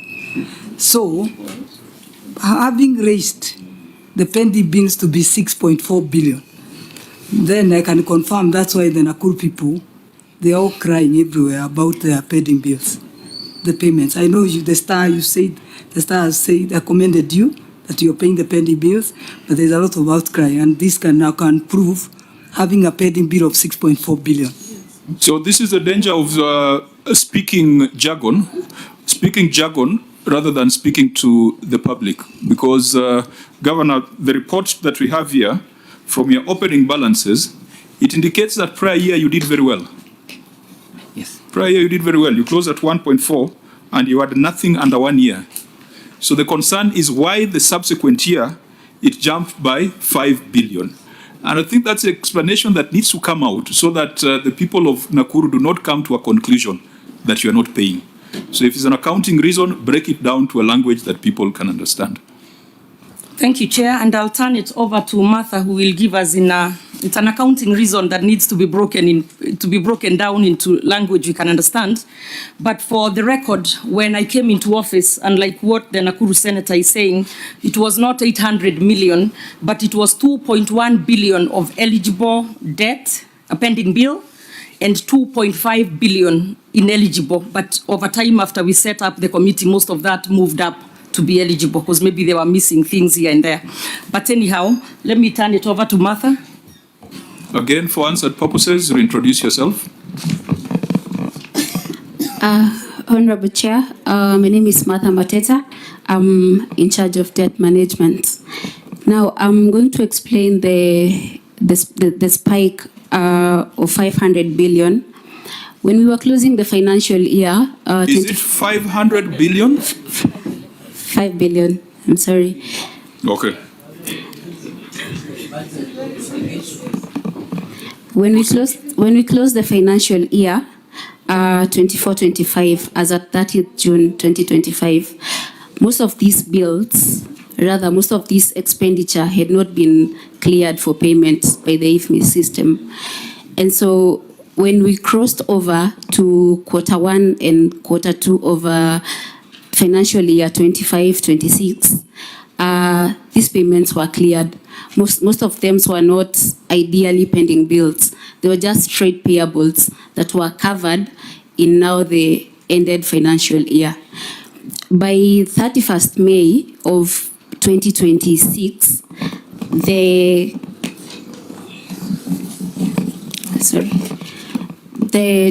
trade payables stood at 2.5 billion. So, Honorable Chair, we are really working on paying the pending bills. The rise to 6.4 was not ideally pending bills. It was trade payables brought about by the transition to accrual. Thank you. So how much of that stock related to staff? I think that question has been asked repeatedly. 237 million. That's within 1 year? Not within 1 year. Or in total? Yeah, in total. And out of that... 237 million. How much of that is statutory remittances, pensions? 208. So 208 million relates to statutory deductions. Yes, and out of that, we've processed around 68 million for payment. I would have thought that statutory deductions are done on a monthly basis as salaries are requisitioned. What would be the reason for having about 100 plus million on outstanding statutory deductions for staff? You see, when we were requested to declare everything, including the old obligations, we had to declare this 208, which was coming from the defunct local authority. How much was coming from the defunct local authority? 208 million. Were those pension obligations or the pay as you earn and other tax-related pension obligations? So maybe just for the record, because you used 31st May as a benchmark, where you said your trade payables is 2.5 billion. As at 31st May, what is your total employee payables? It's still 237 million because the payments have not been cleared. And what but, is the, but there is a 58. There is a 58. What is the age of the 237 million? Is it over 3 years? No, it's between 2 to 3 years and 1 to 2 years, Chair. Then it cannot relate to defunct authorities, because if it was for defunct authorities, it would be greater than 3 years. But that is when it was introduced into the books. It was not recognized as a liability previously. It wasn't recognized. Okay. Auditor General, what's your take on that? Chair, when you look at note 32, what she refers to the defunct local authority, they have indicated over 3 years. Those ones they are verifying. So I think they are correct, because we are moving from the pending bills to now accrual. And with the new adoption, they were told just to put the figures pending verification. So maybe we can give them allowance as we adopt the accrual that allows them to verify and confirm the actual balances so that the books can be properly stated. Thank you, Chair. Now, on this, do you owe any gratuities to staff who have served the county government of Nakuru previously? Because those would form part of that 237 million. Sisi, no. Is that a statement of fact, or is something that you need to examine? Chair, it should be a statement of fact, because my CEC has confirmed. So then what is the makeup of the 237 million? What are the items? 208 in staff pension, and then 29 million 455 937 in staff allowances and claims. Senator Maruma? Yeah, but Chair, still, I don't understand the auditor. Please just make it clear that there are some bills which are historical in nature that were previously ignored and were brought back just last year. How is that? Where were they? I'm not an accountant myself, I'm a farmer. Where were they previously? Auditor? Okay, Honorable Senator, they were not just brought from anywhere, but in our previous cash basis, they were doing disclosure. They were not reporting them as under the financial statement items. And that's why the road to accrual adoption is giving a window of 3 years under IPSAS 33, and they were allowed to bring in what they had reported. So we are using that annexure that was in 2023-2024 that was reported as a disclosure appendix. So we are just taking them, the ones that have not been paid, but the standard allows them now to bring the balances which are not accurate pending verification. Same to the case of assets, where we write historical, pending now adoption of balances, and now instituting the depreciation and amortization. No, Auditor, we spent almost 1 hour with Wajir, who had come up with 1.4 billion as trade payables out of the blues. And we spent a lot of time on it. What you're saying is that they were bringing forward, previously it was a disclosure, isn't it? But if they had disclosed 200 million, you'd expect it is the 200 million that they would bring to their financial statements. Would it change in between? Yes, Chair, it will change, but if we go to note 32, Under what circumstance would it change? it can only change when they have disclosed the analysis, the age analysis. Is it within the first year? Is it the second year or the third? If they bring their third, then it will be wrong because we have the financial statements which were certified. No, if they said globally, our trade payables in the year under cash accounting was 200 million, and now we have moved to accrual accounting. Shouldn't we see the 200 million for those years as was disclosed in the previous years? Correct, Chair. They should bring the 200 that was disclosed in the previous year that was certified. I think that's what Senator Maruma, that now clarifies it. So it reverses the earlier assertion that this 237 could just come up if it had not been disclosed in prior years. I think that's what I heard the entity say, that this 237 was not there, but it was brought in as a result of accrual. Chair, maybe just to check again the analysis, I think maybe because of the figures, the analysis 1 to 2, it means the previous years. When you add 523 million, you add to 273, and you add to 681, goes to 1.4 that we have indicated that were previously reported, which are still that's what your opening statement. That is now the opening. Correct. Yes. Correct.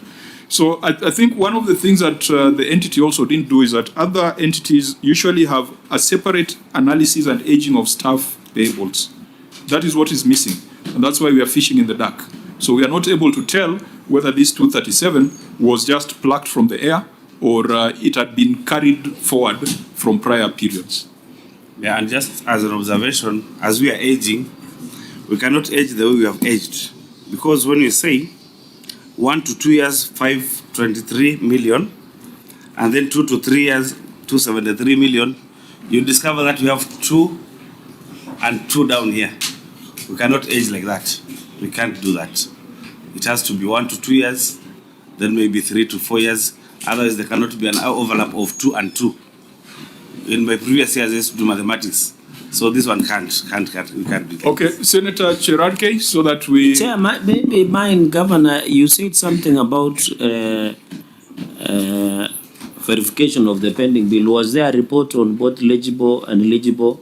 And my second, was it challenged in another forum, or all the people who brought forward their claim has been settled? And therefore, in conclusion of this, over 3 years, how many percent, or if you have numbers, I saw CEO of Finance, Zia Katua or somebody, how much has been offset on the legible part? That will be my 3 questions. Thank you, Chair. Yield back the mic. Governor?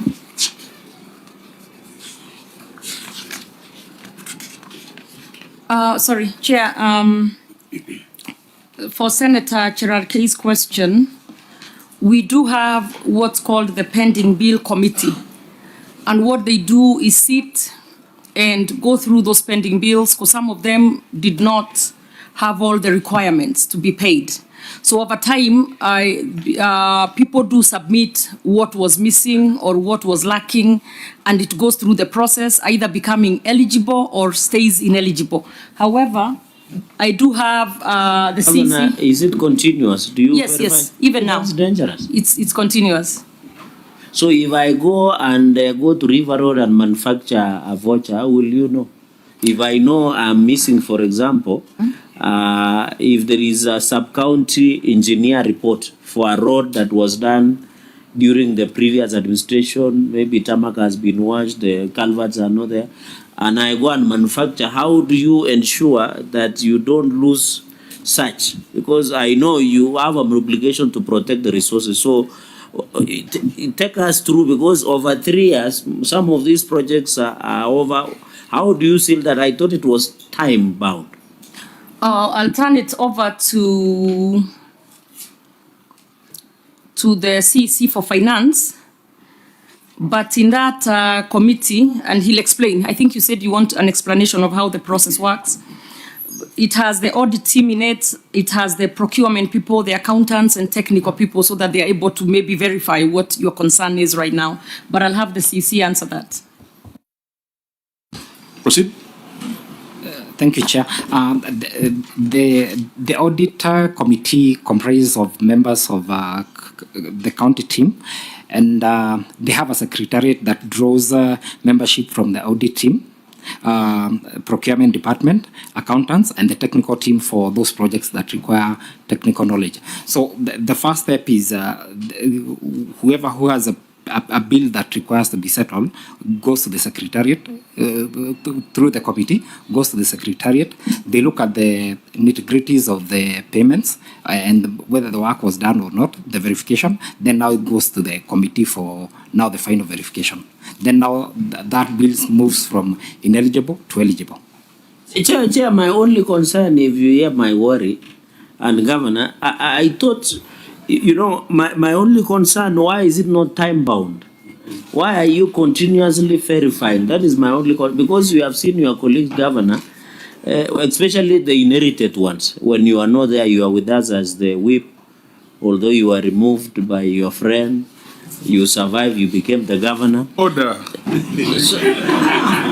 Let's stick to the report. I know it is Ugali o'clock, but let's. But where I come from, Chair, what is important is not Ugali, it is Mursik.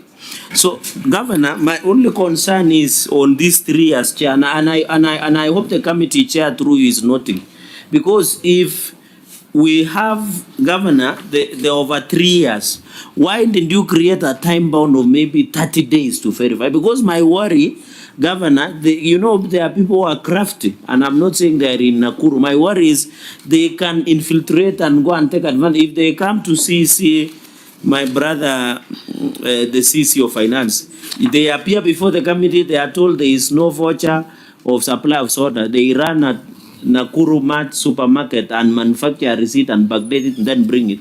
Then you include him in legible. Don't you find it is very dangerous? You can pay fake pending bills. Yeah, I want to pick the mind of Senator Charad. Yes, please, and return it when you are done with it. Can be extremely dangerous if it is for maybe construction. Maybe a building is constructed, it's there, classroom is there. You can reconstruct and get maybe the vouchers around there and pay. But for recurrent, over 3 years, maybe a receipt that is not there now, it's provided, and then you pay. You might end up paying a lot of fictitious pending recurrent payables. That is my problem also. Okay. So, Chair, let me write also on that Cheragei's mind. We will return it. Governor Senator Susan, you know, this verification is not just on documentation. It's also on physical verification, you know, sideways and all that. And I think what Cheragei is saying really makes a lot of sense. That, take an example of a road, even graveling, you know, the road. The documentation is there, but there is doubt as to whether actually that work was done.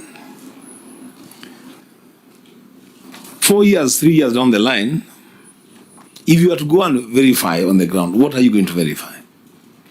Because, I mean, you have had 5 rain seasons that have washed that road 3 times.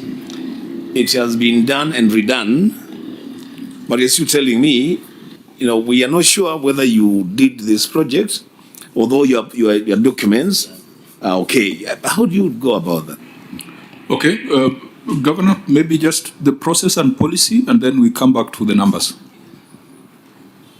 Thank you, Chair. I'll turn it over to the CC Finance.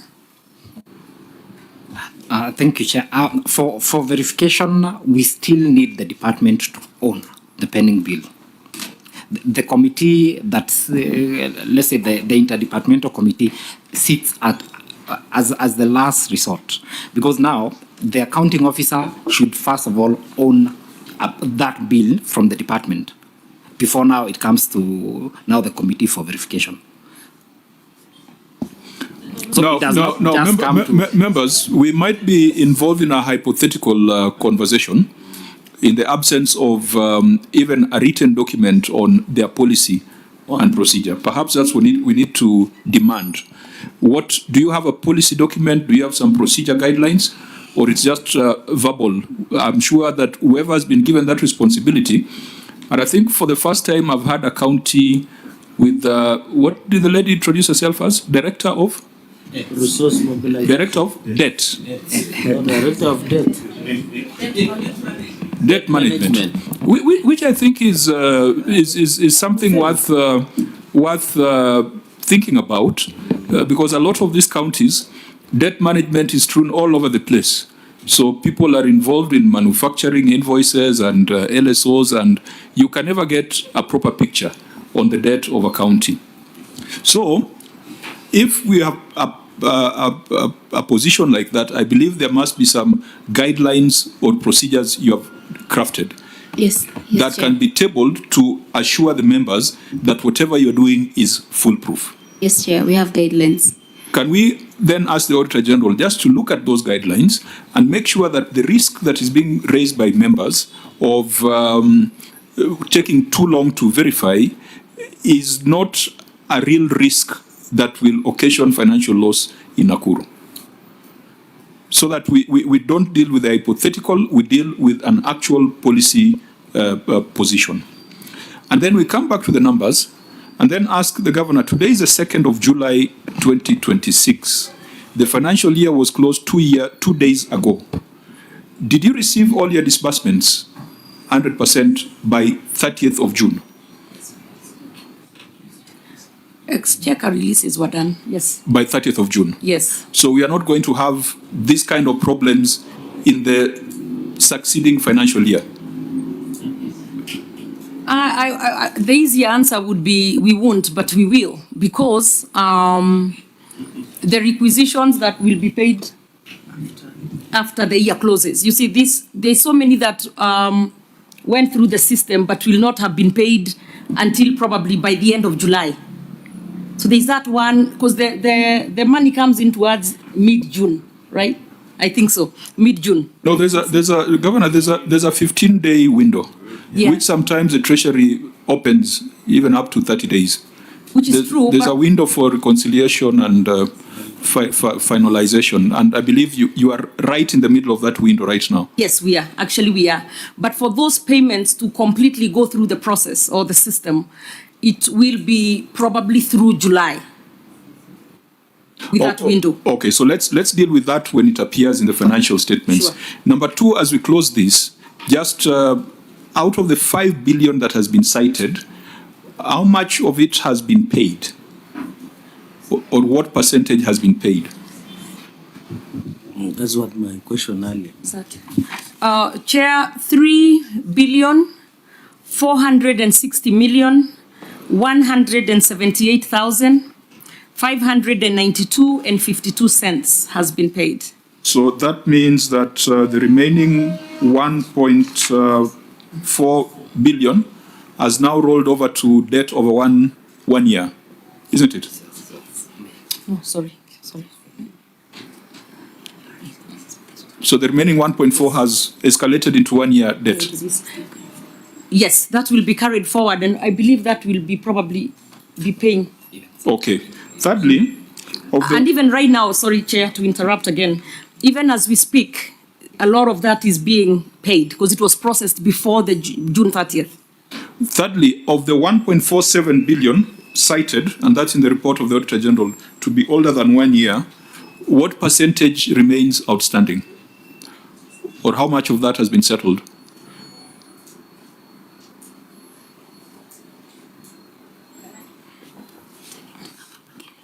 Sorry, Chair, if you can repeat the question. Of the 1.47 billion that the Auditor General cited as being over 1 year in these financial statements, how much of that has been settled? There was around 200 Yes, 237. Yeah, 200. About 230 million. So your debt is growing faster than your repayments? No. Can you answer? Yeah, this is the records we have up to 31st of May.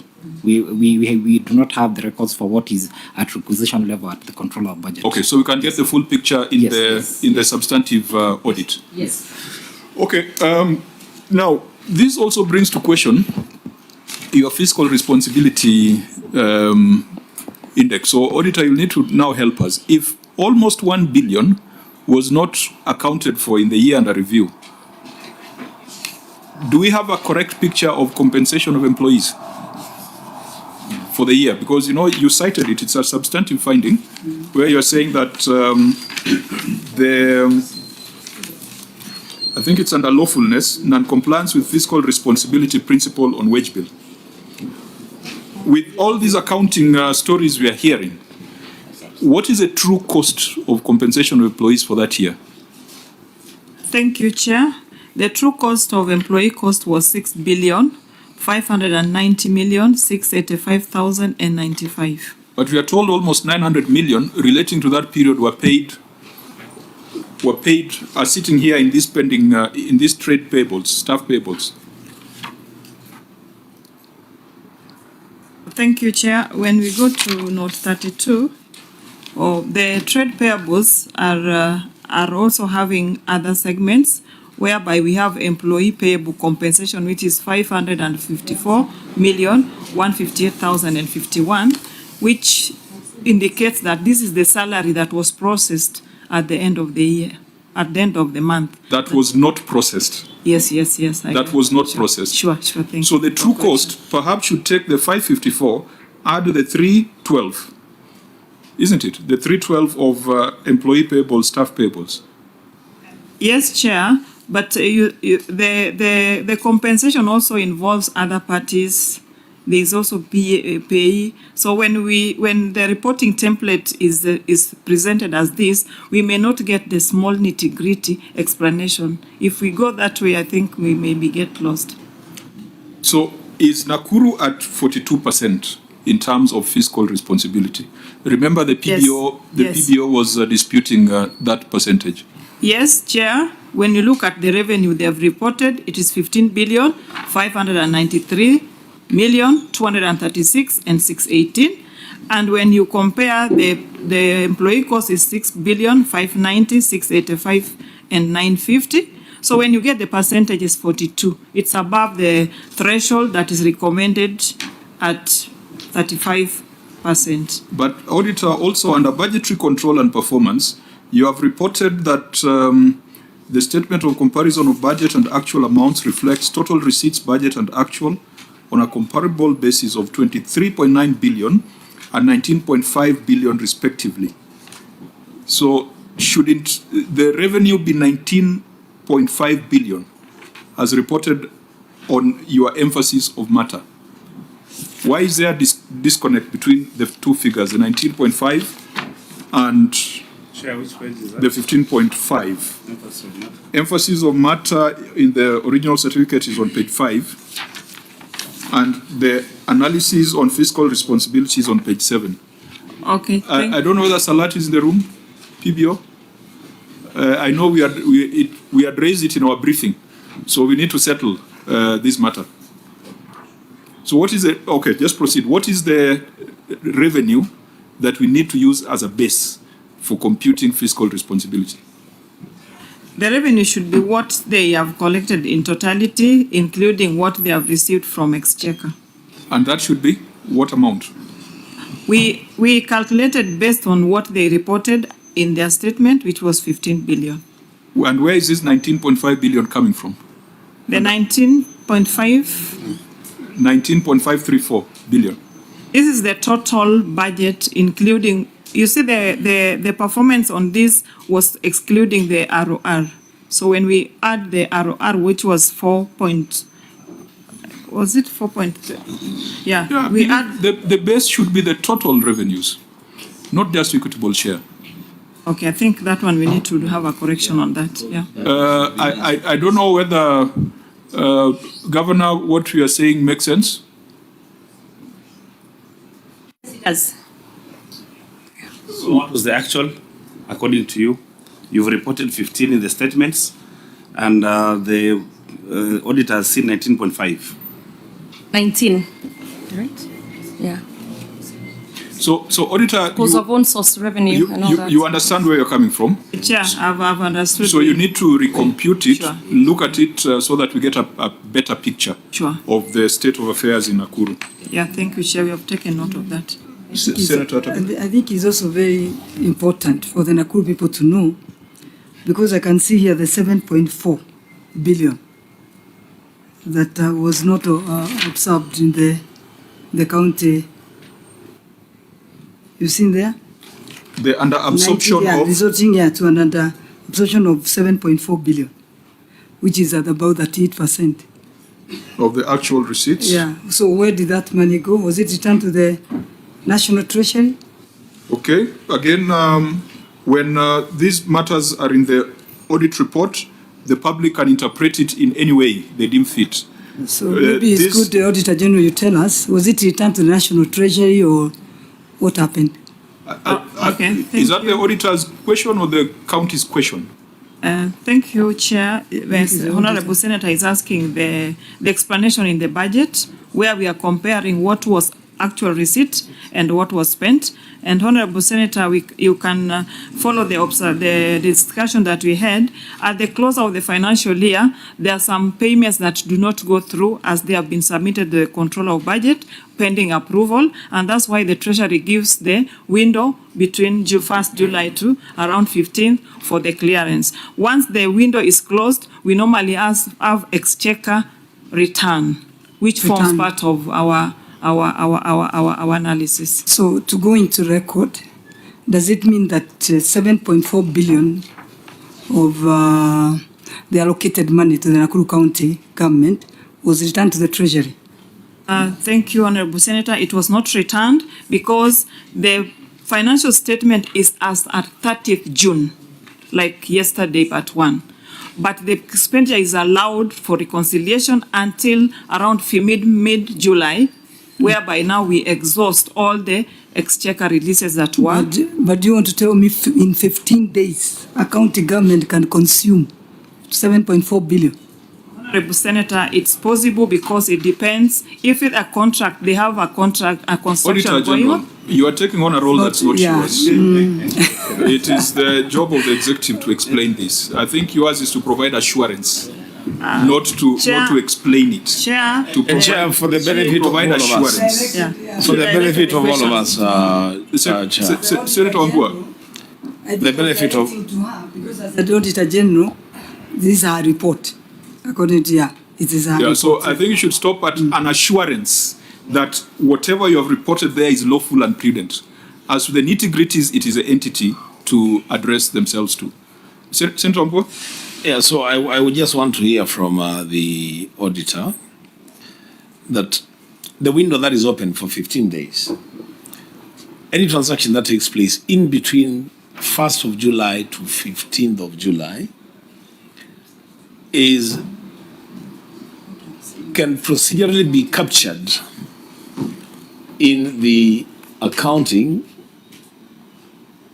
documents up to that 8th of June. Is that what you're saying? You're saying that yes, the year closes on that 8th, but there is disbursement that comes after that 8th or just before that 8th. So the monies, the funds received, it can be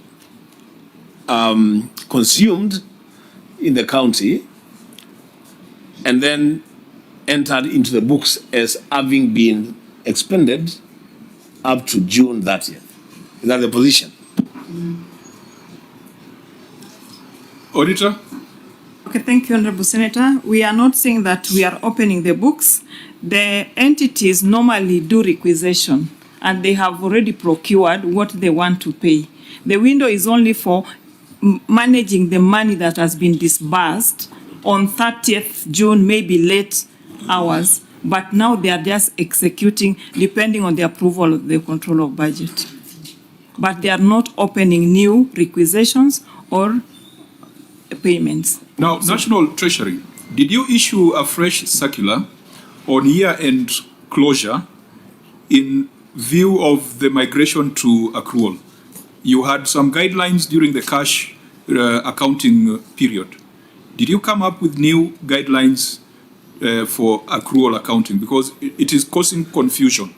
Because I can see Nakuru is treating matters slightly differently from other counties.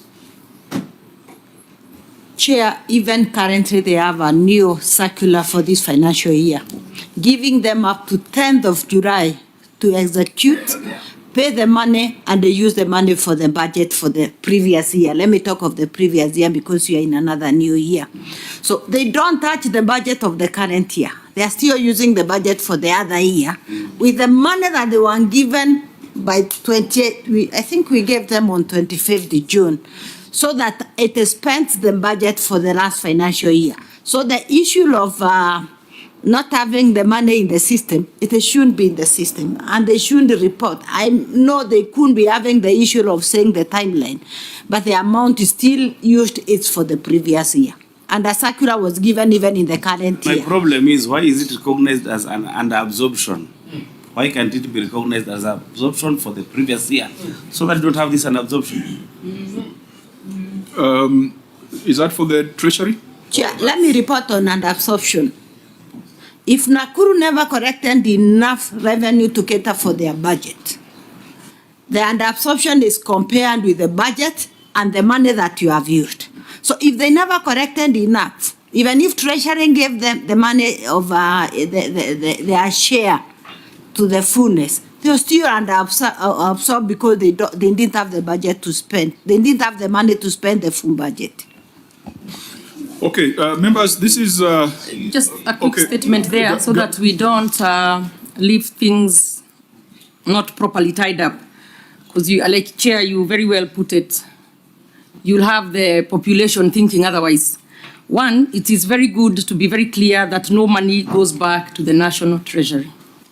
Number two, we are able to absorb those large amounts in that last time period because we put our systems in place, because we always know, and I mean this for many counties, that a lot of money will come in at the last minute and we want to make sure we have made our payments as much as possible. So we don't touch anything on the new budget, but we try to pay as much as we can for the closing budget, so to speak. So a lot of people, a lot of contractors, a lot of whatever, they bring in their certificates towards the end, and we quickly make sure that we try and pay. So I can even tell you, Chair, that in the last 2 weeks, maybe 1 week to 2 weeks, Nakuru County has processed over 3 billion shillings in payments.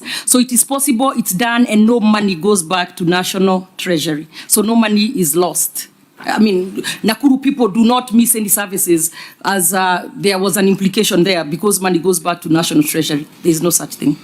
I think it's a constitutional and a statutory declaration that monies once appropriated to counties shall not return back to the consolidated fund. So that's a constitutional position. I think as we have said, is that the face of the report might give a different impression if it is not dealt with. So it means that this last financial year, all counties received their monies by the 25th of June. That is a fact. So that should be the scorecard for the experts at the National Treasury. We all received about 25th of June. Yeah, I mean, we saw a county which received 4.5 billion, I think on 2nd of July. That was Kilifi, I think so. They received almost 4 billion, which they had to spend in a span of 10 days. Can we proceed, because we are at the time that we usually go to the House, when the House is sitting. I might want to apply similar rules, but with a slight alteration, that if we could spend another 30 minutes to deal with whatever we need to deal with, and whatever remains, we ask the Auditor General to give a report in the substantive audit. Honourable members, is that agreeable?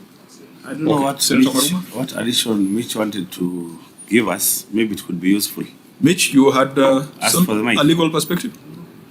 Or it was, Okay, fine. Now, members, can we just transition from that point so that it doesn't go on record that the release of funds for counties on 25th of June is a good thing?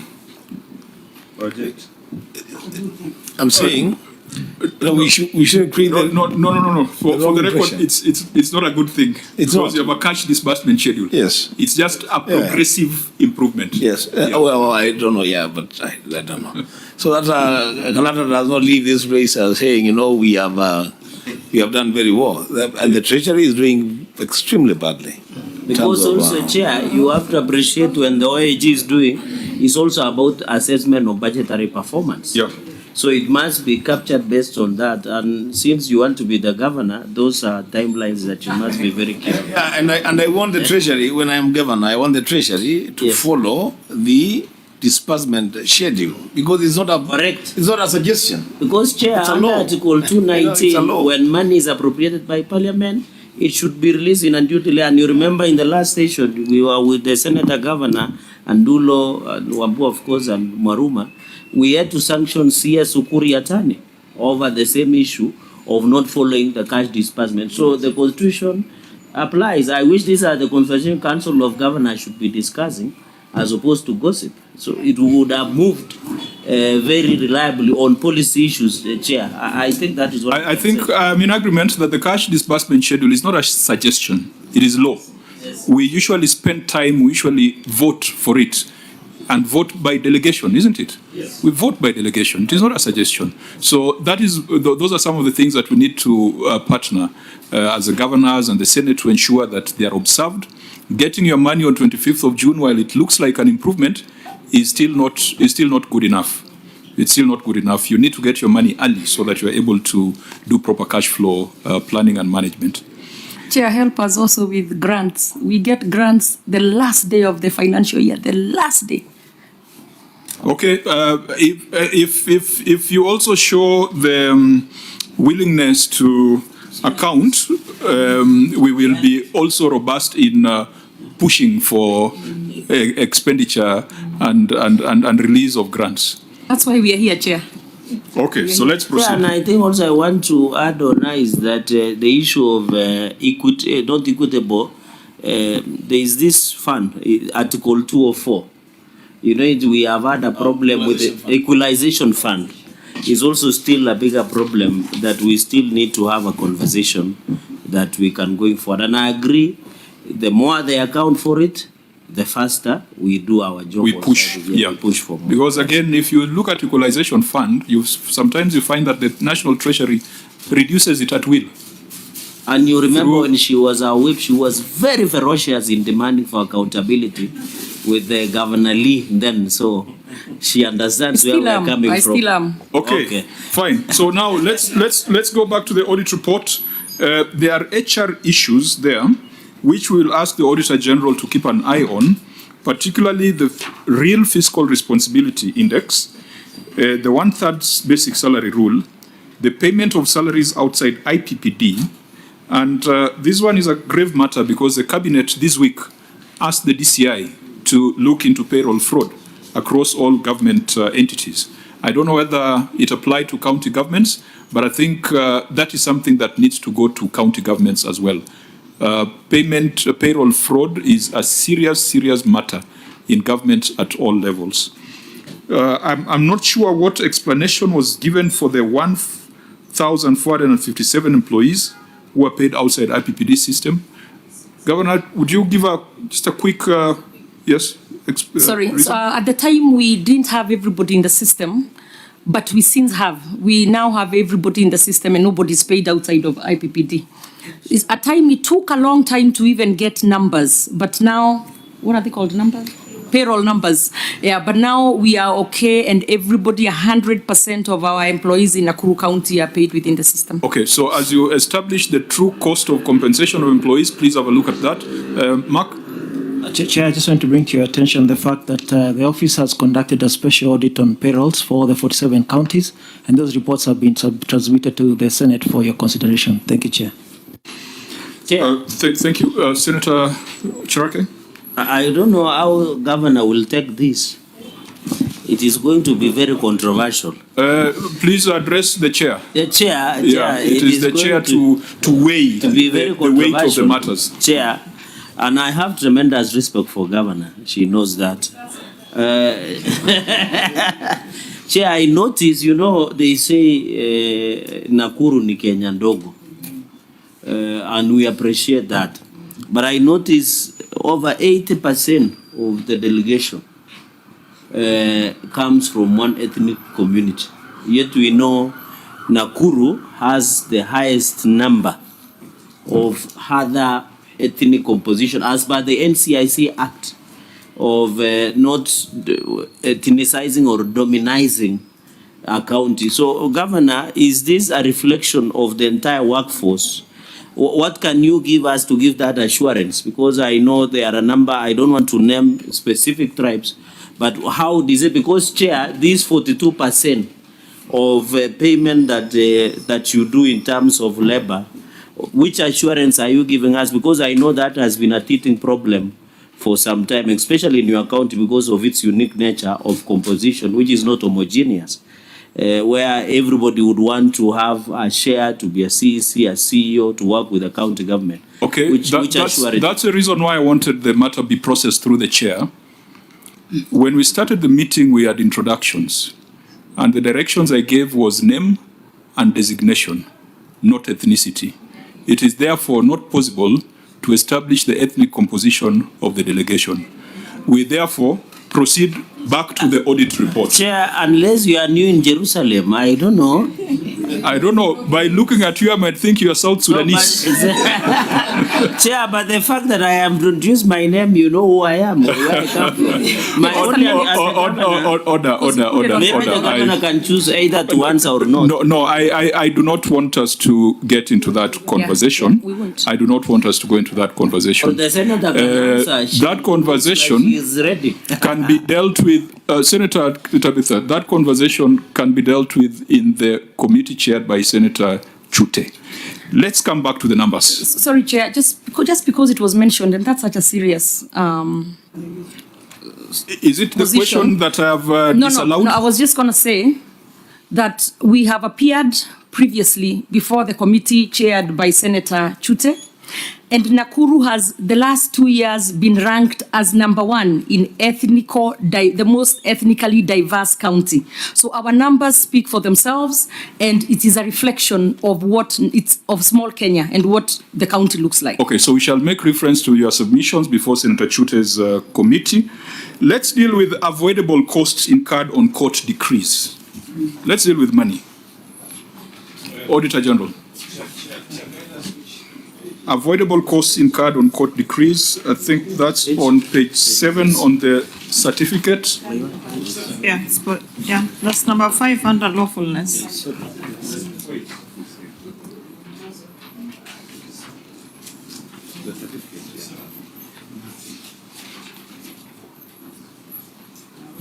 Auditor, you could read your finding if you're already there. Sorry, page 528. Okay, thank you, Chair. This is number 5 under lawfulness, avoidable cost incurred on court decrees. Review of records provided for audit review revealed that there are several legal cases filed in court against the county executives were decreed in the interest of the claimants.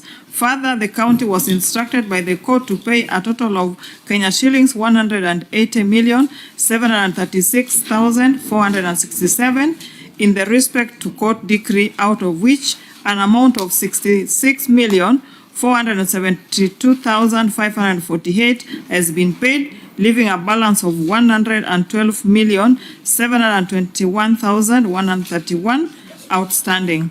In the circumstances, the public lost an amount of 180,736,467 arising from court rulings in favor of claimants due to poor management of decisions. Thank you, Chair. Governor? Thank you, Chair. Oh, sorry, page 528.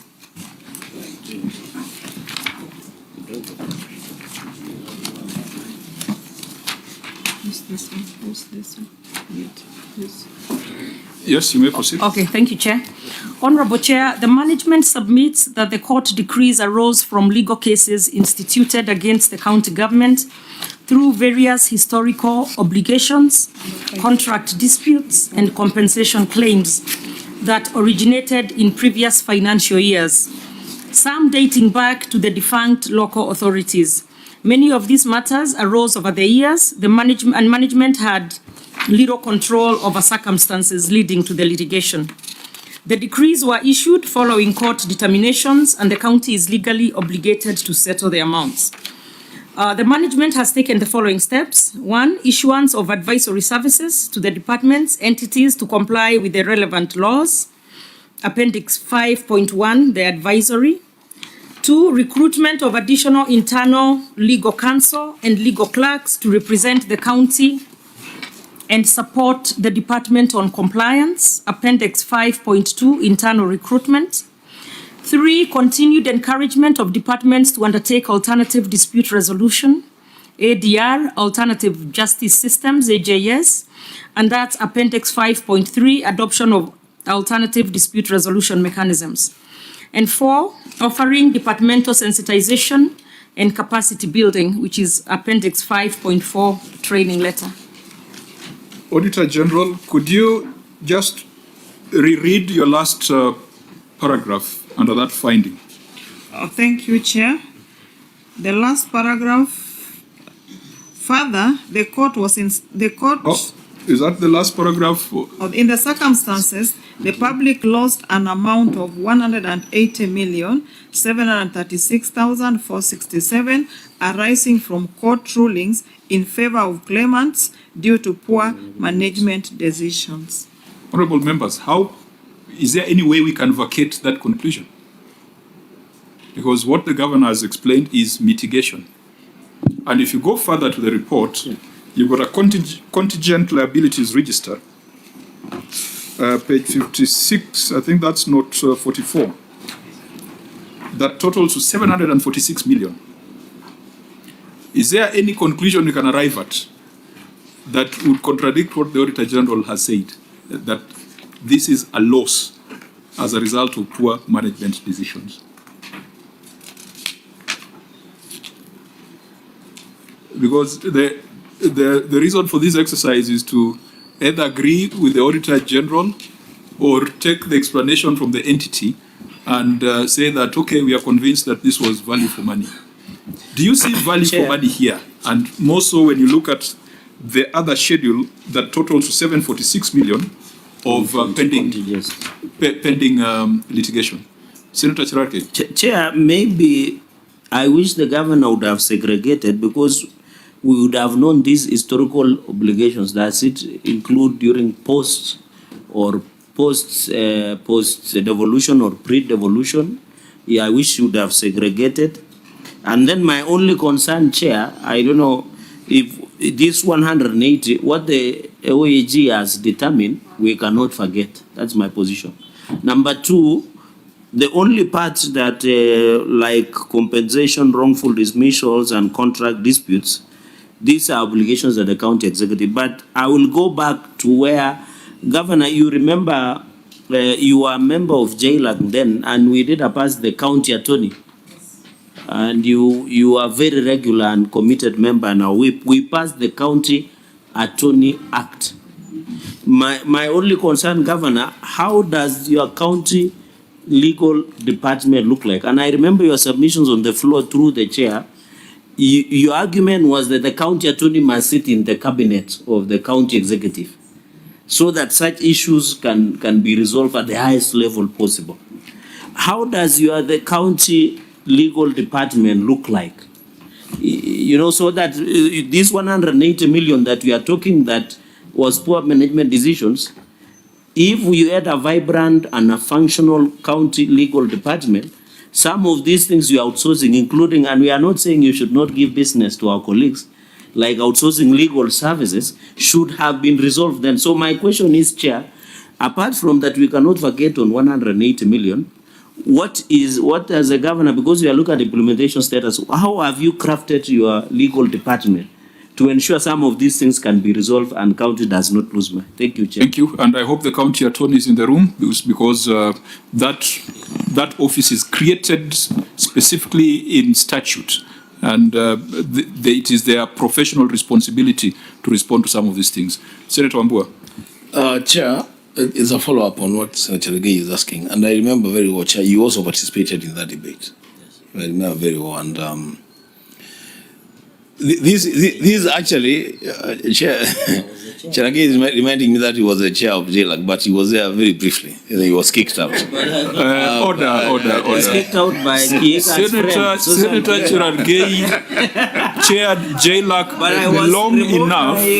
Governor's friend. Order, members. Yes. It is on record that Senator Cherargei chaired JLAC long enough to take the committee to Detroit, to Boeing. I was chair. I was one of the best chairs. Also a member of the same committee, and I confirmed that. Were you in the trip that went to Detroit to investigate the Ethiopian crash?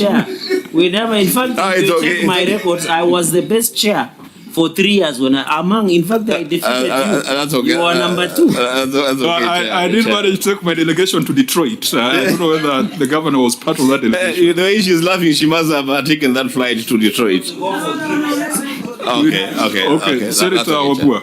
So, Chair, what am I saying? What I'm saying is, if you remember those conversations on the floor, it was because of exactly this. And we were saying, counties are spending billions of shillings on legal fees, and yet they could engage their own in-house lawyers council to handle some of the issues, especially the most serious issues affecting the counties. So my question to Governor Senator Susan, do you think that that office still makes sense? I mean, should counties continue to have the office of the county attorney and continue to incur this level of bills for senior council for council? I'm saying senior council because you said one of our colleagues is again. You will not go that direction. I will not. It's okay. I withdraw. I withdraw. But let me just ask whether. But he's a senior council. That's okay, Chair. It's okay. Let's just remain focused on this one. Because you see, the Chair, you've just said that there is a pending payment of 700 million. A contingent liability listing of 700 million. Yeah. There is a value for money query of 180 million Kenya shillings. We have a functional office of the county attorney in the Nakuru city county government. Is it still relevant? Do we need this office? Chair. Senator Maruma. Mr. Chair, the public lost money, 180 million, because of poor management decisions. To me, it does not matter whether the defense in the courts is made by the attorney, county attorney, or an external attorney, because still, yes, external lawyer. To me, these wrong decisions, Chair,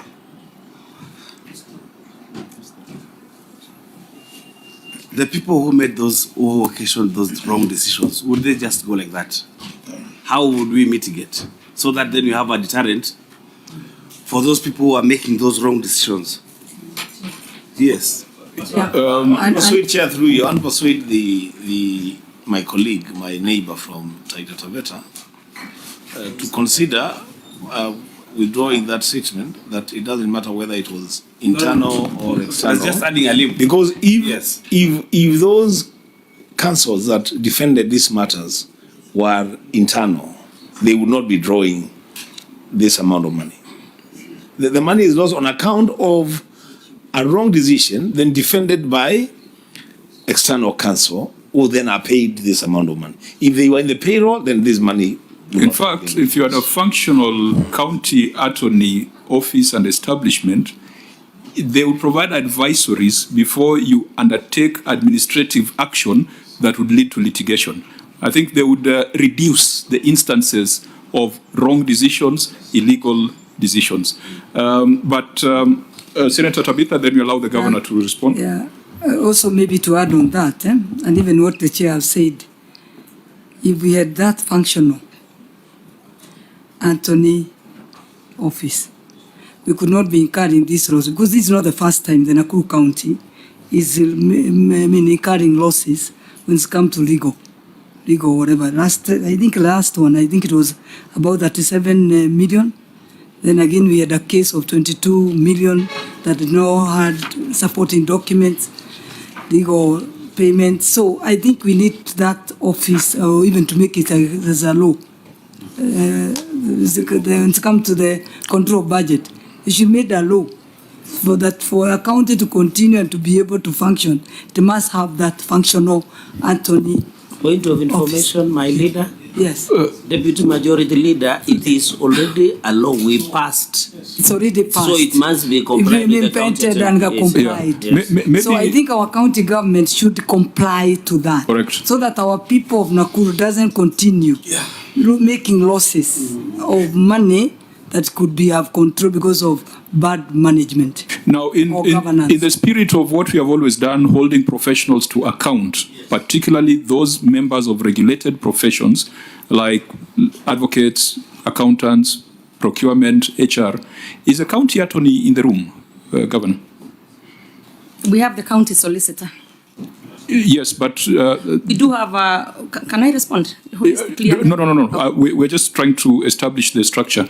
Do you have the county attorney in your delegation? Yes, not here. We have the county solicitor, who is the accounting officer for the county attorney's office. Yeah, but in terms of hierarchy, it's the county attorney yes. who sits in the cabinet. Yes, he sits. So I think next time when we have legal matters in the audit reports, the county attorney should be here as a person who takes ultimate responsibility. Sure. In terms of structures, you've got the attorney, you've got the solicitor, and how many people within the legal team? I have about 10 in the county attorney's office, 6 attorneys, and 4 legal clerks. Yeah? Do you need a microphone? So right here. Just now that the solicitor is here, just describe for us your establishment and how you are giving effect to the provisions of the County Attorneys Act. Please just stand so that you are visible. All right, thank you very much, Chair. Currently, we have a staff establishment of 6 plus 4, so a total of 10 advocates. 6 were hired less than a month ago. So we have the county attorney, county solicitor, and then myself, and then we have 2 legal directors, and the others are county legal counsel. Okay, so the 6 were hired just a few months ago. Yeah, 2 weeks ago, actually. So this impact we can assess maybe over the next 1 year. Yes, to see whether they are adding value. I believe even within 6 months we should be able to see their impact within the county. Okay. Yes. Sorry, Chair. The structure again? You said it was the. So we have the county attorney who's the head of that office. Huh? Then we have the county solicitor who's the accounting officer. Then we have the county legal counsel. So after me, we have 2 legal directors, and then the county legal counsel. And that's what I wanted to hear. Yes. You have 2 directors. Yes. Legal directors, 2 of them. Yes. And then? And then now we have county legal counsel, or the legal officers. How many? We have 6. Yes. 6. Okay, so these ones were recently appointed, so it's something that the OAG can keep in view. Are you done with the description of how we are giving effect to the County Attorneys Act? Because there's also the issue of outsourcing, which I know members are going to ask. Mitch, what was the decision of the court when it came to county governments outsourcing legal services? There were stringent provisions that were provided before a county government can procure any legal services, including being given permission by the county attorney. And under the Act, it's county attorney, but under the court matter, it made reference to the permission of the Attorney General. So, Solicitor, this 180 million that the Auditor General says is a public loss, were these matters defended by in-house counsel or they were outsourced? There were various matters. Some of them were outsourced, some of them by internal legal counsel. But all of these are legal legacy matters from before pre-devolution. Yes. So one of the things the auditor can help us with in this audit also is that the 700 million contingent liabilities, we need to know whether they're being defended in-house or they're being defended by external service providers, so that we can test whether the county is in compliance with the directives of the High Court. Secondly, it would have been very useful for us to see a breakdown of this 180 million, because 180 million could be 2 cases, or they could be 20 cases. And sometimes when you get the detail, you might find that there's only one advocate on record for all the cases. So could you give us that visibility? Do you have that breakdown now, or it's something you can do in the substantive audit? Chair, that one you can do in the substantive audit. Yeah, so disclose to us who the advocates on record are, so that we establish whether the county is in compliance with the law. Okay, any other matter you wanted to raise? No, that's just that, Chair. But one thing we need to note is that right now we're handling the matters very proactively. Now that we have a very robust legal team, we are barely losing any cases. So I'm sure the Auditor General will confirm the near future audits. Okay. Yeah. Honorable... Chair, because we are digging in on this and trying to unbank and unbundle the issue of poor management decisions. When I look at the contingent liabilities, page 57, there's a case here,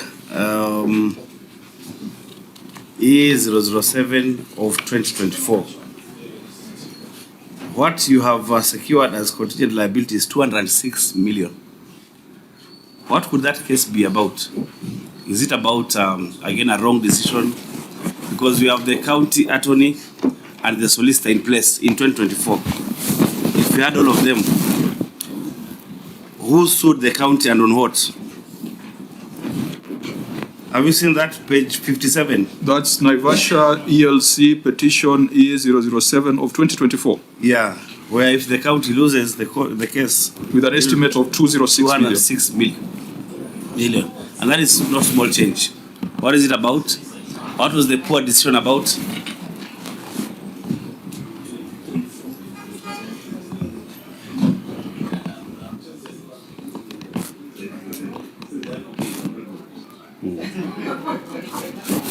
Yeah, it's about the access.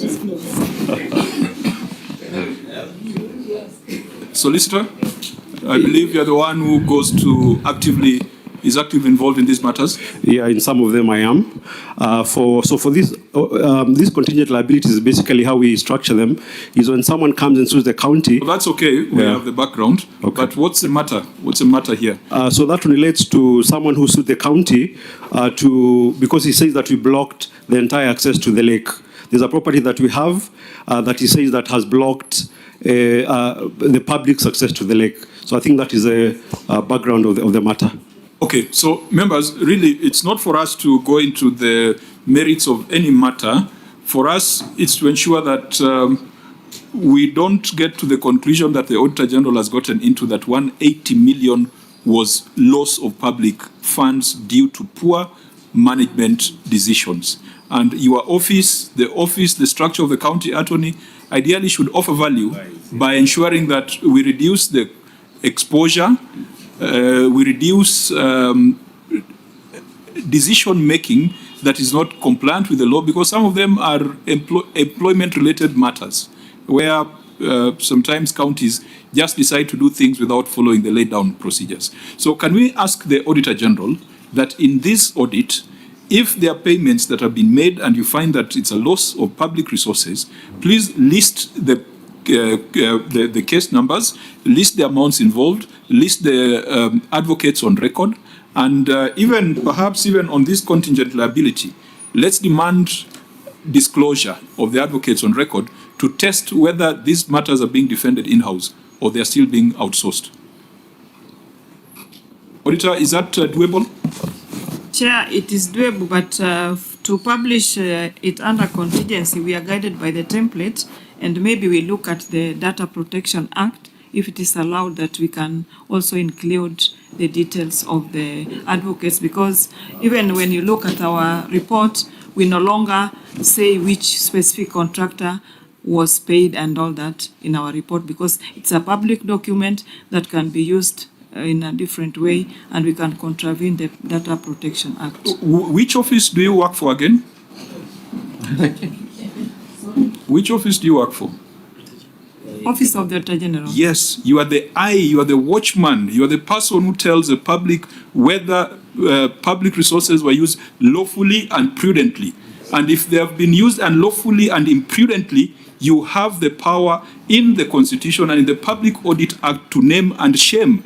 You even have the power to specify that a specific supplier should be debarred. How do you debar them without mentioning them? So don't be scared.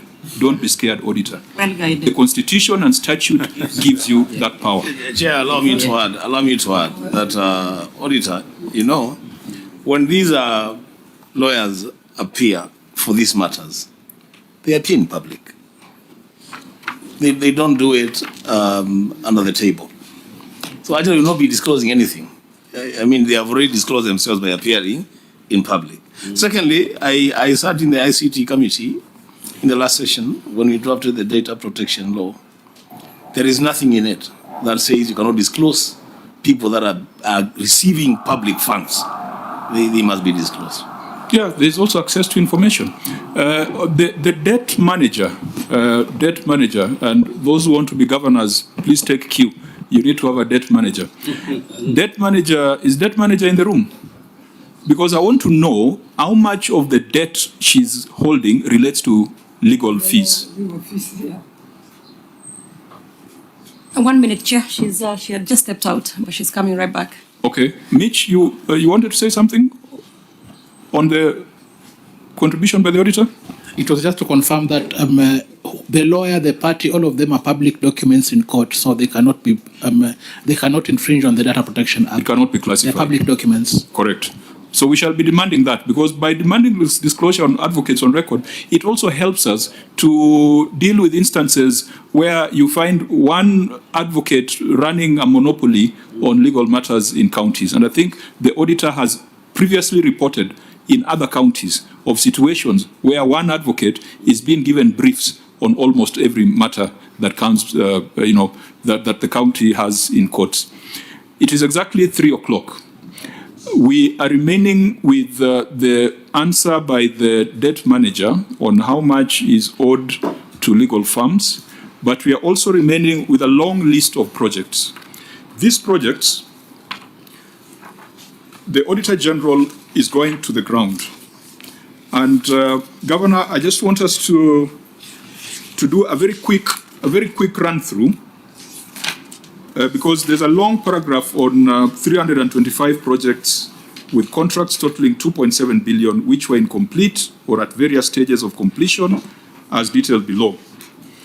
Now, just like rapid fire, there were delays in completion of inpatient and outpatient block at Maimayu Level 4 Hospital, Naivasha Sub-County. Under projects, that's page 8 on the certificate. So, Governor, without getting into too many details about the weeks and etc., is Maimayu Level 4 Hospital complete and in use? It's almost complete. We had to terminate a contract because the contractor was not working, but it should be complete in the next month or so. Okay, but so it's almost, actually, it's like at 95% complete. Fine, so it is not 100%. Auditor General, keep this in view. Molo Level 4 Hospital, incomplete construction of outpatient block. Again, is this now complete? Actually, that one is like at 98%. It's just the outside walkways and external works that are being finished up. So it's about 98%. Can someone walk in, can Cherargei walk in and get an injection of of Tetanus. of procaine. Yes, he can still get, because there is still the old hospital there. So Yeah. this is the newer blocks, but it will be, it's actually complete, almost complete. It's at 98. So this outpatient block, as we speak, Yes. there's still some 2-3%. Yes, outside remaining, being completed. So again, we keep this in view. Sure. There are many stalled projects by the health department. Fencing and equipping of Hopewell dispensary. Estimated cost 5 million. That's in Naivasha. Again, is this complete or not? Let me check on that one. Hopewell dispensary.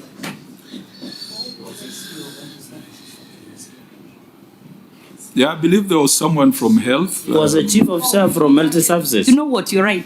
I Yeah. do have. Done the He is pay. here. He is my chief of staff. Is here, and he's Yeah, because familiar. I want us to be done by 15:05. So we have 3 minutes. Sawa. Just to say whether it's done or not. If it's done, we confirm. If it's not done, the Auditor General goes to the ground. Dr. Wainaina. Fencing and equipping of Hopewell dispensary. Thank you, Chair. For that specific project, there was a challenge, a legal challenge in terms of... Tell us done or not. It is not done. At what percentage? It is at beyond 90, but... But not done. Yes. Auditor General, that matter should not disappear. Design and construction of Chebotoi dispensary in Kuresoi South. That was well... Started in 2017-18. Is it done or not? It is not done, Chair. There was vandalism, and therefore it's not yet done. So it is not done. Completion of Engashura Health Center at Kiamaina sublocation in Bahati sub-county. That one, Chair, is done. This is done? Yes, Chair. Auditor General, do you have visibility on that? On just a quick question to the CEO. In this in Kuresoi South, is the robbers who vandalized, or what happened? Was it complete, then it was vandalized? Chair, this is an old project from the first government that had stalled. And we realized by the time we were planning for its completion, when we went on site to reassess for BQ's collection, we found it vandalized. Also, you don't know. Okay. So this is our white elephant in all definition, because it was 2017-2018. There was a succeeding government that didn't complete it, and another succeeding government. Do you plan to complete it, or you have given up on it? Chair, we plan to complete it. Is there a budget for it? In this financial year, yes, there is. There's a budget that you can demonstrate to the Auditor General? Yes, there is. How much? At 3 million shillings. 3 million. So we should tell the people of Kuresoi that Chebotoi dispensary, you are going to put 3 million shillings to complete it. Yes, Chair. So we shall hold you to account on that, and Auditor General keep that in view. Njoro Level 4 Hospital, outpatient block. Is this complete or not? It is at around 97% complete. We are waiting the auxiliary works to ensure that the facility is open. That is the walkways, the external works. Let's go with this definition of completion for hospitals, that I can walk in and get Panadol. I can walk in and get a nurse. I can walk in and get a doctor. I can get service. It's not about the paintwork. That's our perception of completion of a hospital. So again, Joro Level 4 Hospital, can I walk in and get a nurse and a doctor and medication? Not at the moment, but in a month or two. Okay, so we'll keep that in view. There is a completion of Engashura Health Center at Kiamaina sublocation Bahati. That was what, 1.8 million? That one they reported is complete. It's complete. Yes, Chairman, it's complete. Outpatient department block at Olenguruone Sub-County Hospital. That one as well, Chair. It is... There is a story. Okay, not complete. Chair, also, these are projects of 2020. Now we are in 2026. How is the cost? They are progressing, but has the cost changed? Are there variations? Chair, these are multi-year projects. And for the Olengroni Hospital specifically, we're in the third contract that is meant now to bring it all together. And this was based on availability of the budget. but we have the entire budget and the works are now at around, the third contract is at around 56% completion. Is there a success story? Because there are a lot of projects here under health that the Auditor General cited. Is there a sub-county level 4 hospital that you have initiated and concluded? Because yes, we have a lot of... This might give an impression that nothing is happening. No, Chair, that's the wrong perception, and let me correct that. When we came into office, we found all these hospitals and many more that you have not read that had been done and left not complete. And I'm actually talking about running into billions of shillings to complete the hospitals and equip them. So when I came into office, we said that any contractor who has not been working, the contract is cancelled, we re-advertise and get them going. That is where we are. We just this week, today is what, Friday? Thursday, I don't even know. On Tuesday, I went and opened in Elbagon level 4, the maternity. So many of them we are now completing, but we are having to do a lot of work that was left incomplete, and the budget could only go so far. In addition to that, we have now our own level 4 hospitals that we have started from scratch, and by December they will all be complete. So a lot of it has been project management, and I have instilled in this my people that instead of starting 10 hospitals and leaving 10 hospitals undone, you do 2, get value for money, get them working, move to the next one. Using FIF, is it possible to offer service and work on infrastructure for your health facilities across Nakuru? Well, most of them we are actually doing that. Like, for example, the Olenguroni one you mentioned, the older facility is still continuing to treat patients and continue with its work. The same with Njoro. As much as there is a new block, the older hospital still continues providing services. In Maimahio, the same thing. In Elbagon, the same thing. So we are still offering services, just not in the new building. So, members, we can allow the auditor to look at these projects, the deviations in the health sector. Now, in sports, we have a high-altitude facility. Chairman. Chair. Senator Tabitha. Yeah. As you put it, if you look at the Auditor General report, that we have 325 projects stalled. I think it shows that in Nakuru there is nothing going on. So as you put it as a challenge, you put a challenge to a governor is to ensure such reports don't come, because this is how the public will take it. Correct. Me, I'm reading from the Auditor General report. Serengei, you are laughing. It is here. I'm excited that you Senator, know. it is here. So we need to... I don't know why we... No, but we she's need right. to ensure the auditor... But I'm excited that she's quoting the Office of the Auditor General report. Yeah, so that is the reason why. This is a public document. And you know I'm a smiling machine whenever I see you, so you don't have to... Order, Senator Jarge. 325 projects. Chair, may I respond to that? Because we can't leave it open. Chair, I have Nakuru people watching, and when their statement always begins with Nakuru people, let me respond. Okay, just... It says project status, not stalled. Maybe we learn to read. Just a minute, Governor. Just a minute. Senator Tabitha is referring to the observation of the Auditor General on project implementation status. So it is not something plucked from the air. So I also want you, I'll give you an opportunity to respond, but to be guided that it is not a personal allegation. She's just reading what is in this report. May I point out the statement, maybe it escaped the person saying that, were incomplete at various stages of completion as detailed below. So it's not that they are just sitting there not being done, and there is nothing there by reading that statement that implies there is no work being done. But if the senator was on the ground in Nakuru versus just talking from where elsewhere, she would know there is work that is happening. Governor, those are not the senator's allegations. Those are the observations of the Auditor General, which has 4 paragraphs. Properly. Which order, Governor, which has 5 paragraphs breaking down the 325 projects. I have given directions that the Auditor General goes back to the 325, and Auditor General, maybe next time you need to have an appendix listing the ones with serious variations or the ones with serious issues, so that no one is accused of introducing Let an agenda. Chair, let the record reflect, because she's saying stalled. These are not stalled. Many of them are still progressing. They are not stalled. That's what I have a problem with.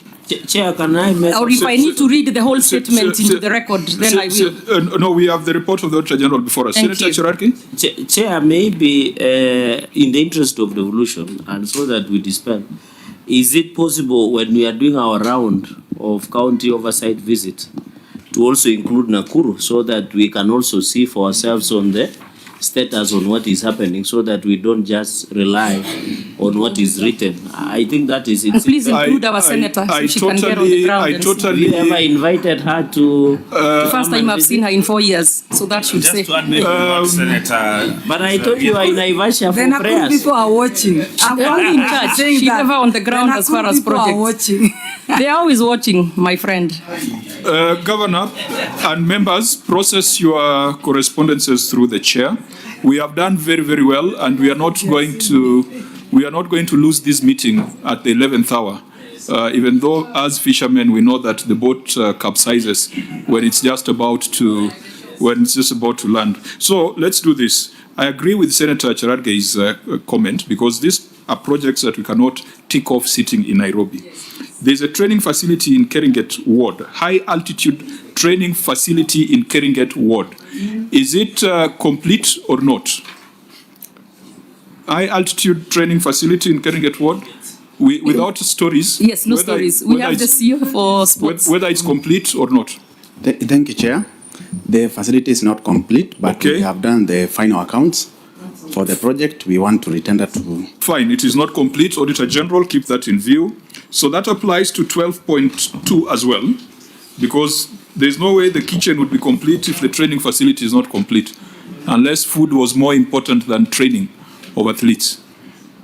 Where is the officer? 12.2, is that complete? Delayed construction of dormitories, kitchen, dining areas, and a shed.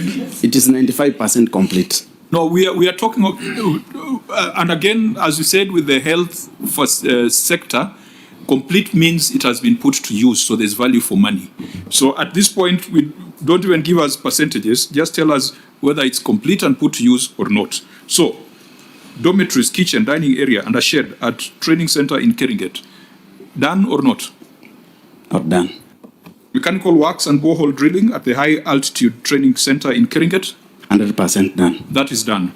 But the overall utility of this facility can only be achieved if 12.1 and 12.2 is completed. Yes. Nakuru County Treasury Headquarters worth 886 million. Is this complete, Governor? CEO Finance? It had an expected completion date of 1st December 2022. It's ongoing, Chair. So it is not done? Yes, at 90% now. Okay. Community boreholes, I think that's a different matter. Then there's a lack of value for money from the installed revenue management system.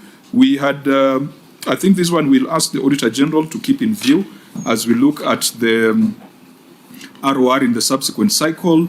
Naivasha Smart Fish Market. Chair, I know we are rushing, but that's fine. It's okay. But just to take note, have I seen any other Treasury headquarters in any other county?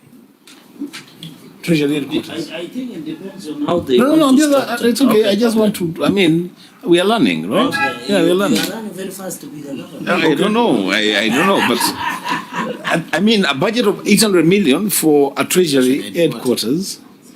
What is this? Is it the county headquarters or it's separate from the county headquarters? It's the county headquarters started by the previous governor. Thank you very much. County headquarters, not Treasury headquarters. We call it Treasury Building, but it's the county headquarters where all the departments will go in, will sit. You see now, because right now we have them fragmented all over. Is it the one when we came with the ICT committee through the chair, the one we used, the new one on the... No, that's a different building. That's a different one. That's now the county headquarters.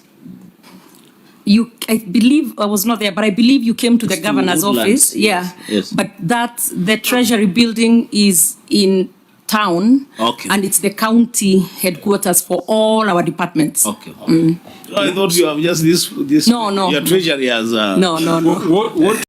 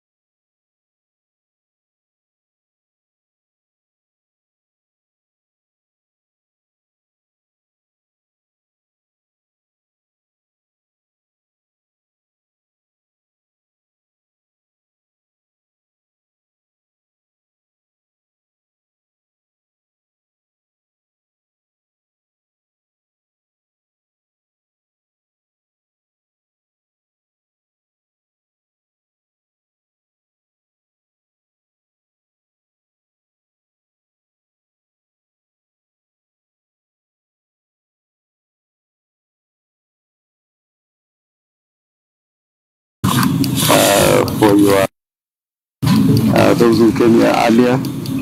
our marshal now in the courts is Babu, you know. Viva, Babu, viva! Yeah, others were late, but he was here on time. That his diary was all about book check. You know, last night, Babu even told me, I was asking him what he's going to do this morning. And he said, we must be in Kajiado. And with the team, Unjiri, thank you for what you've done, man.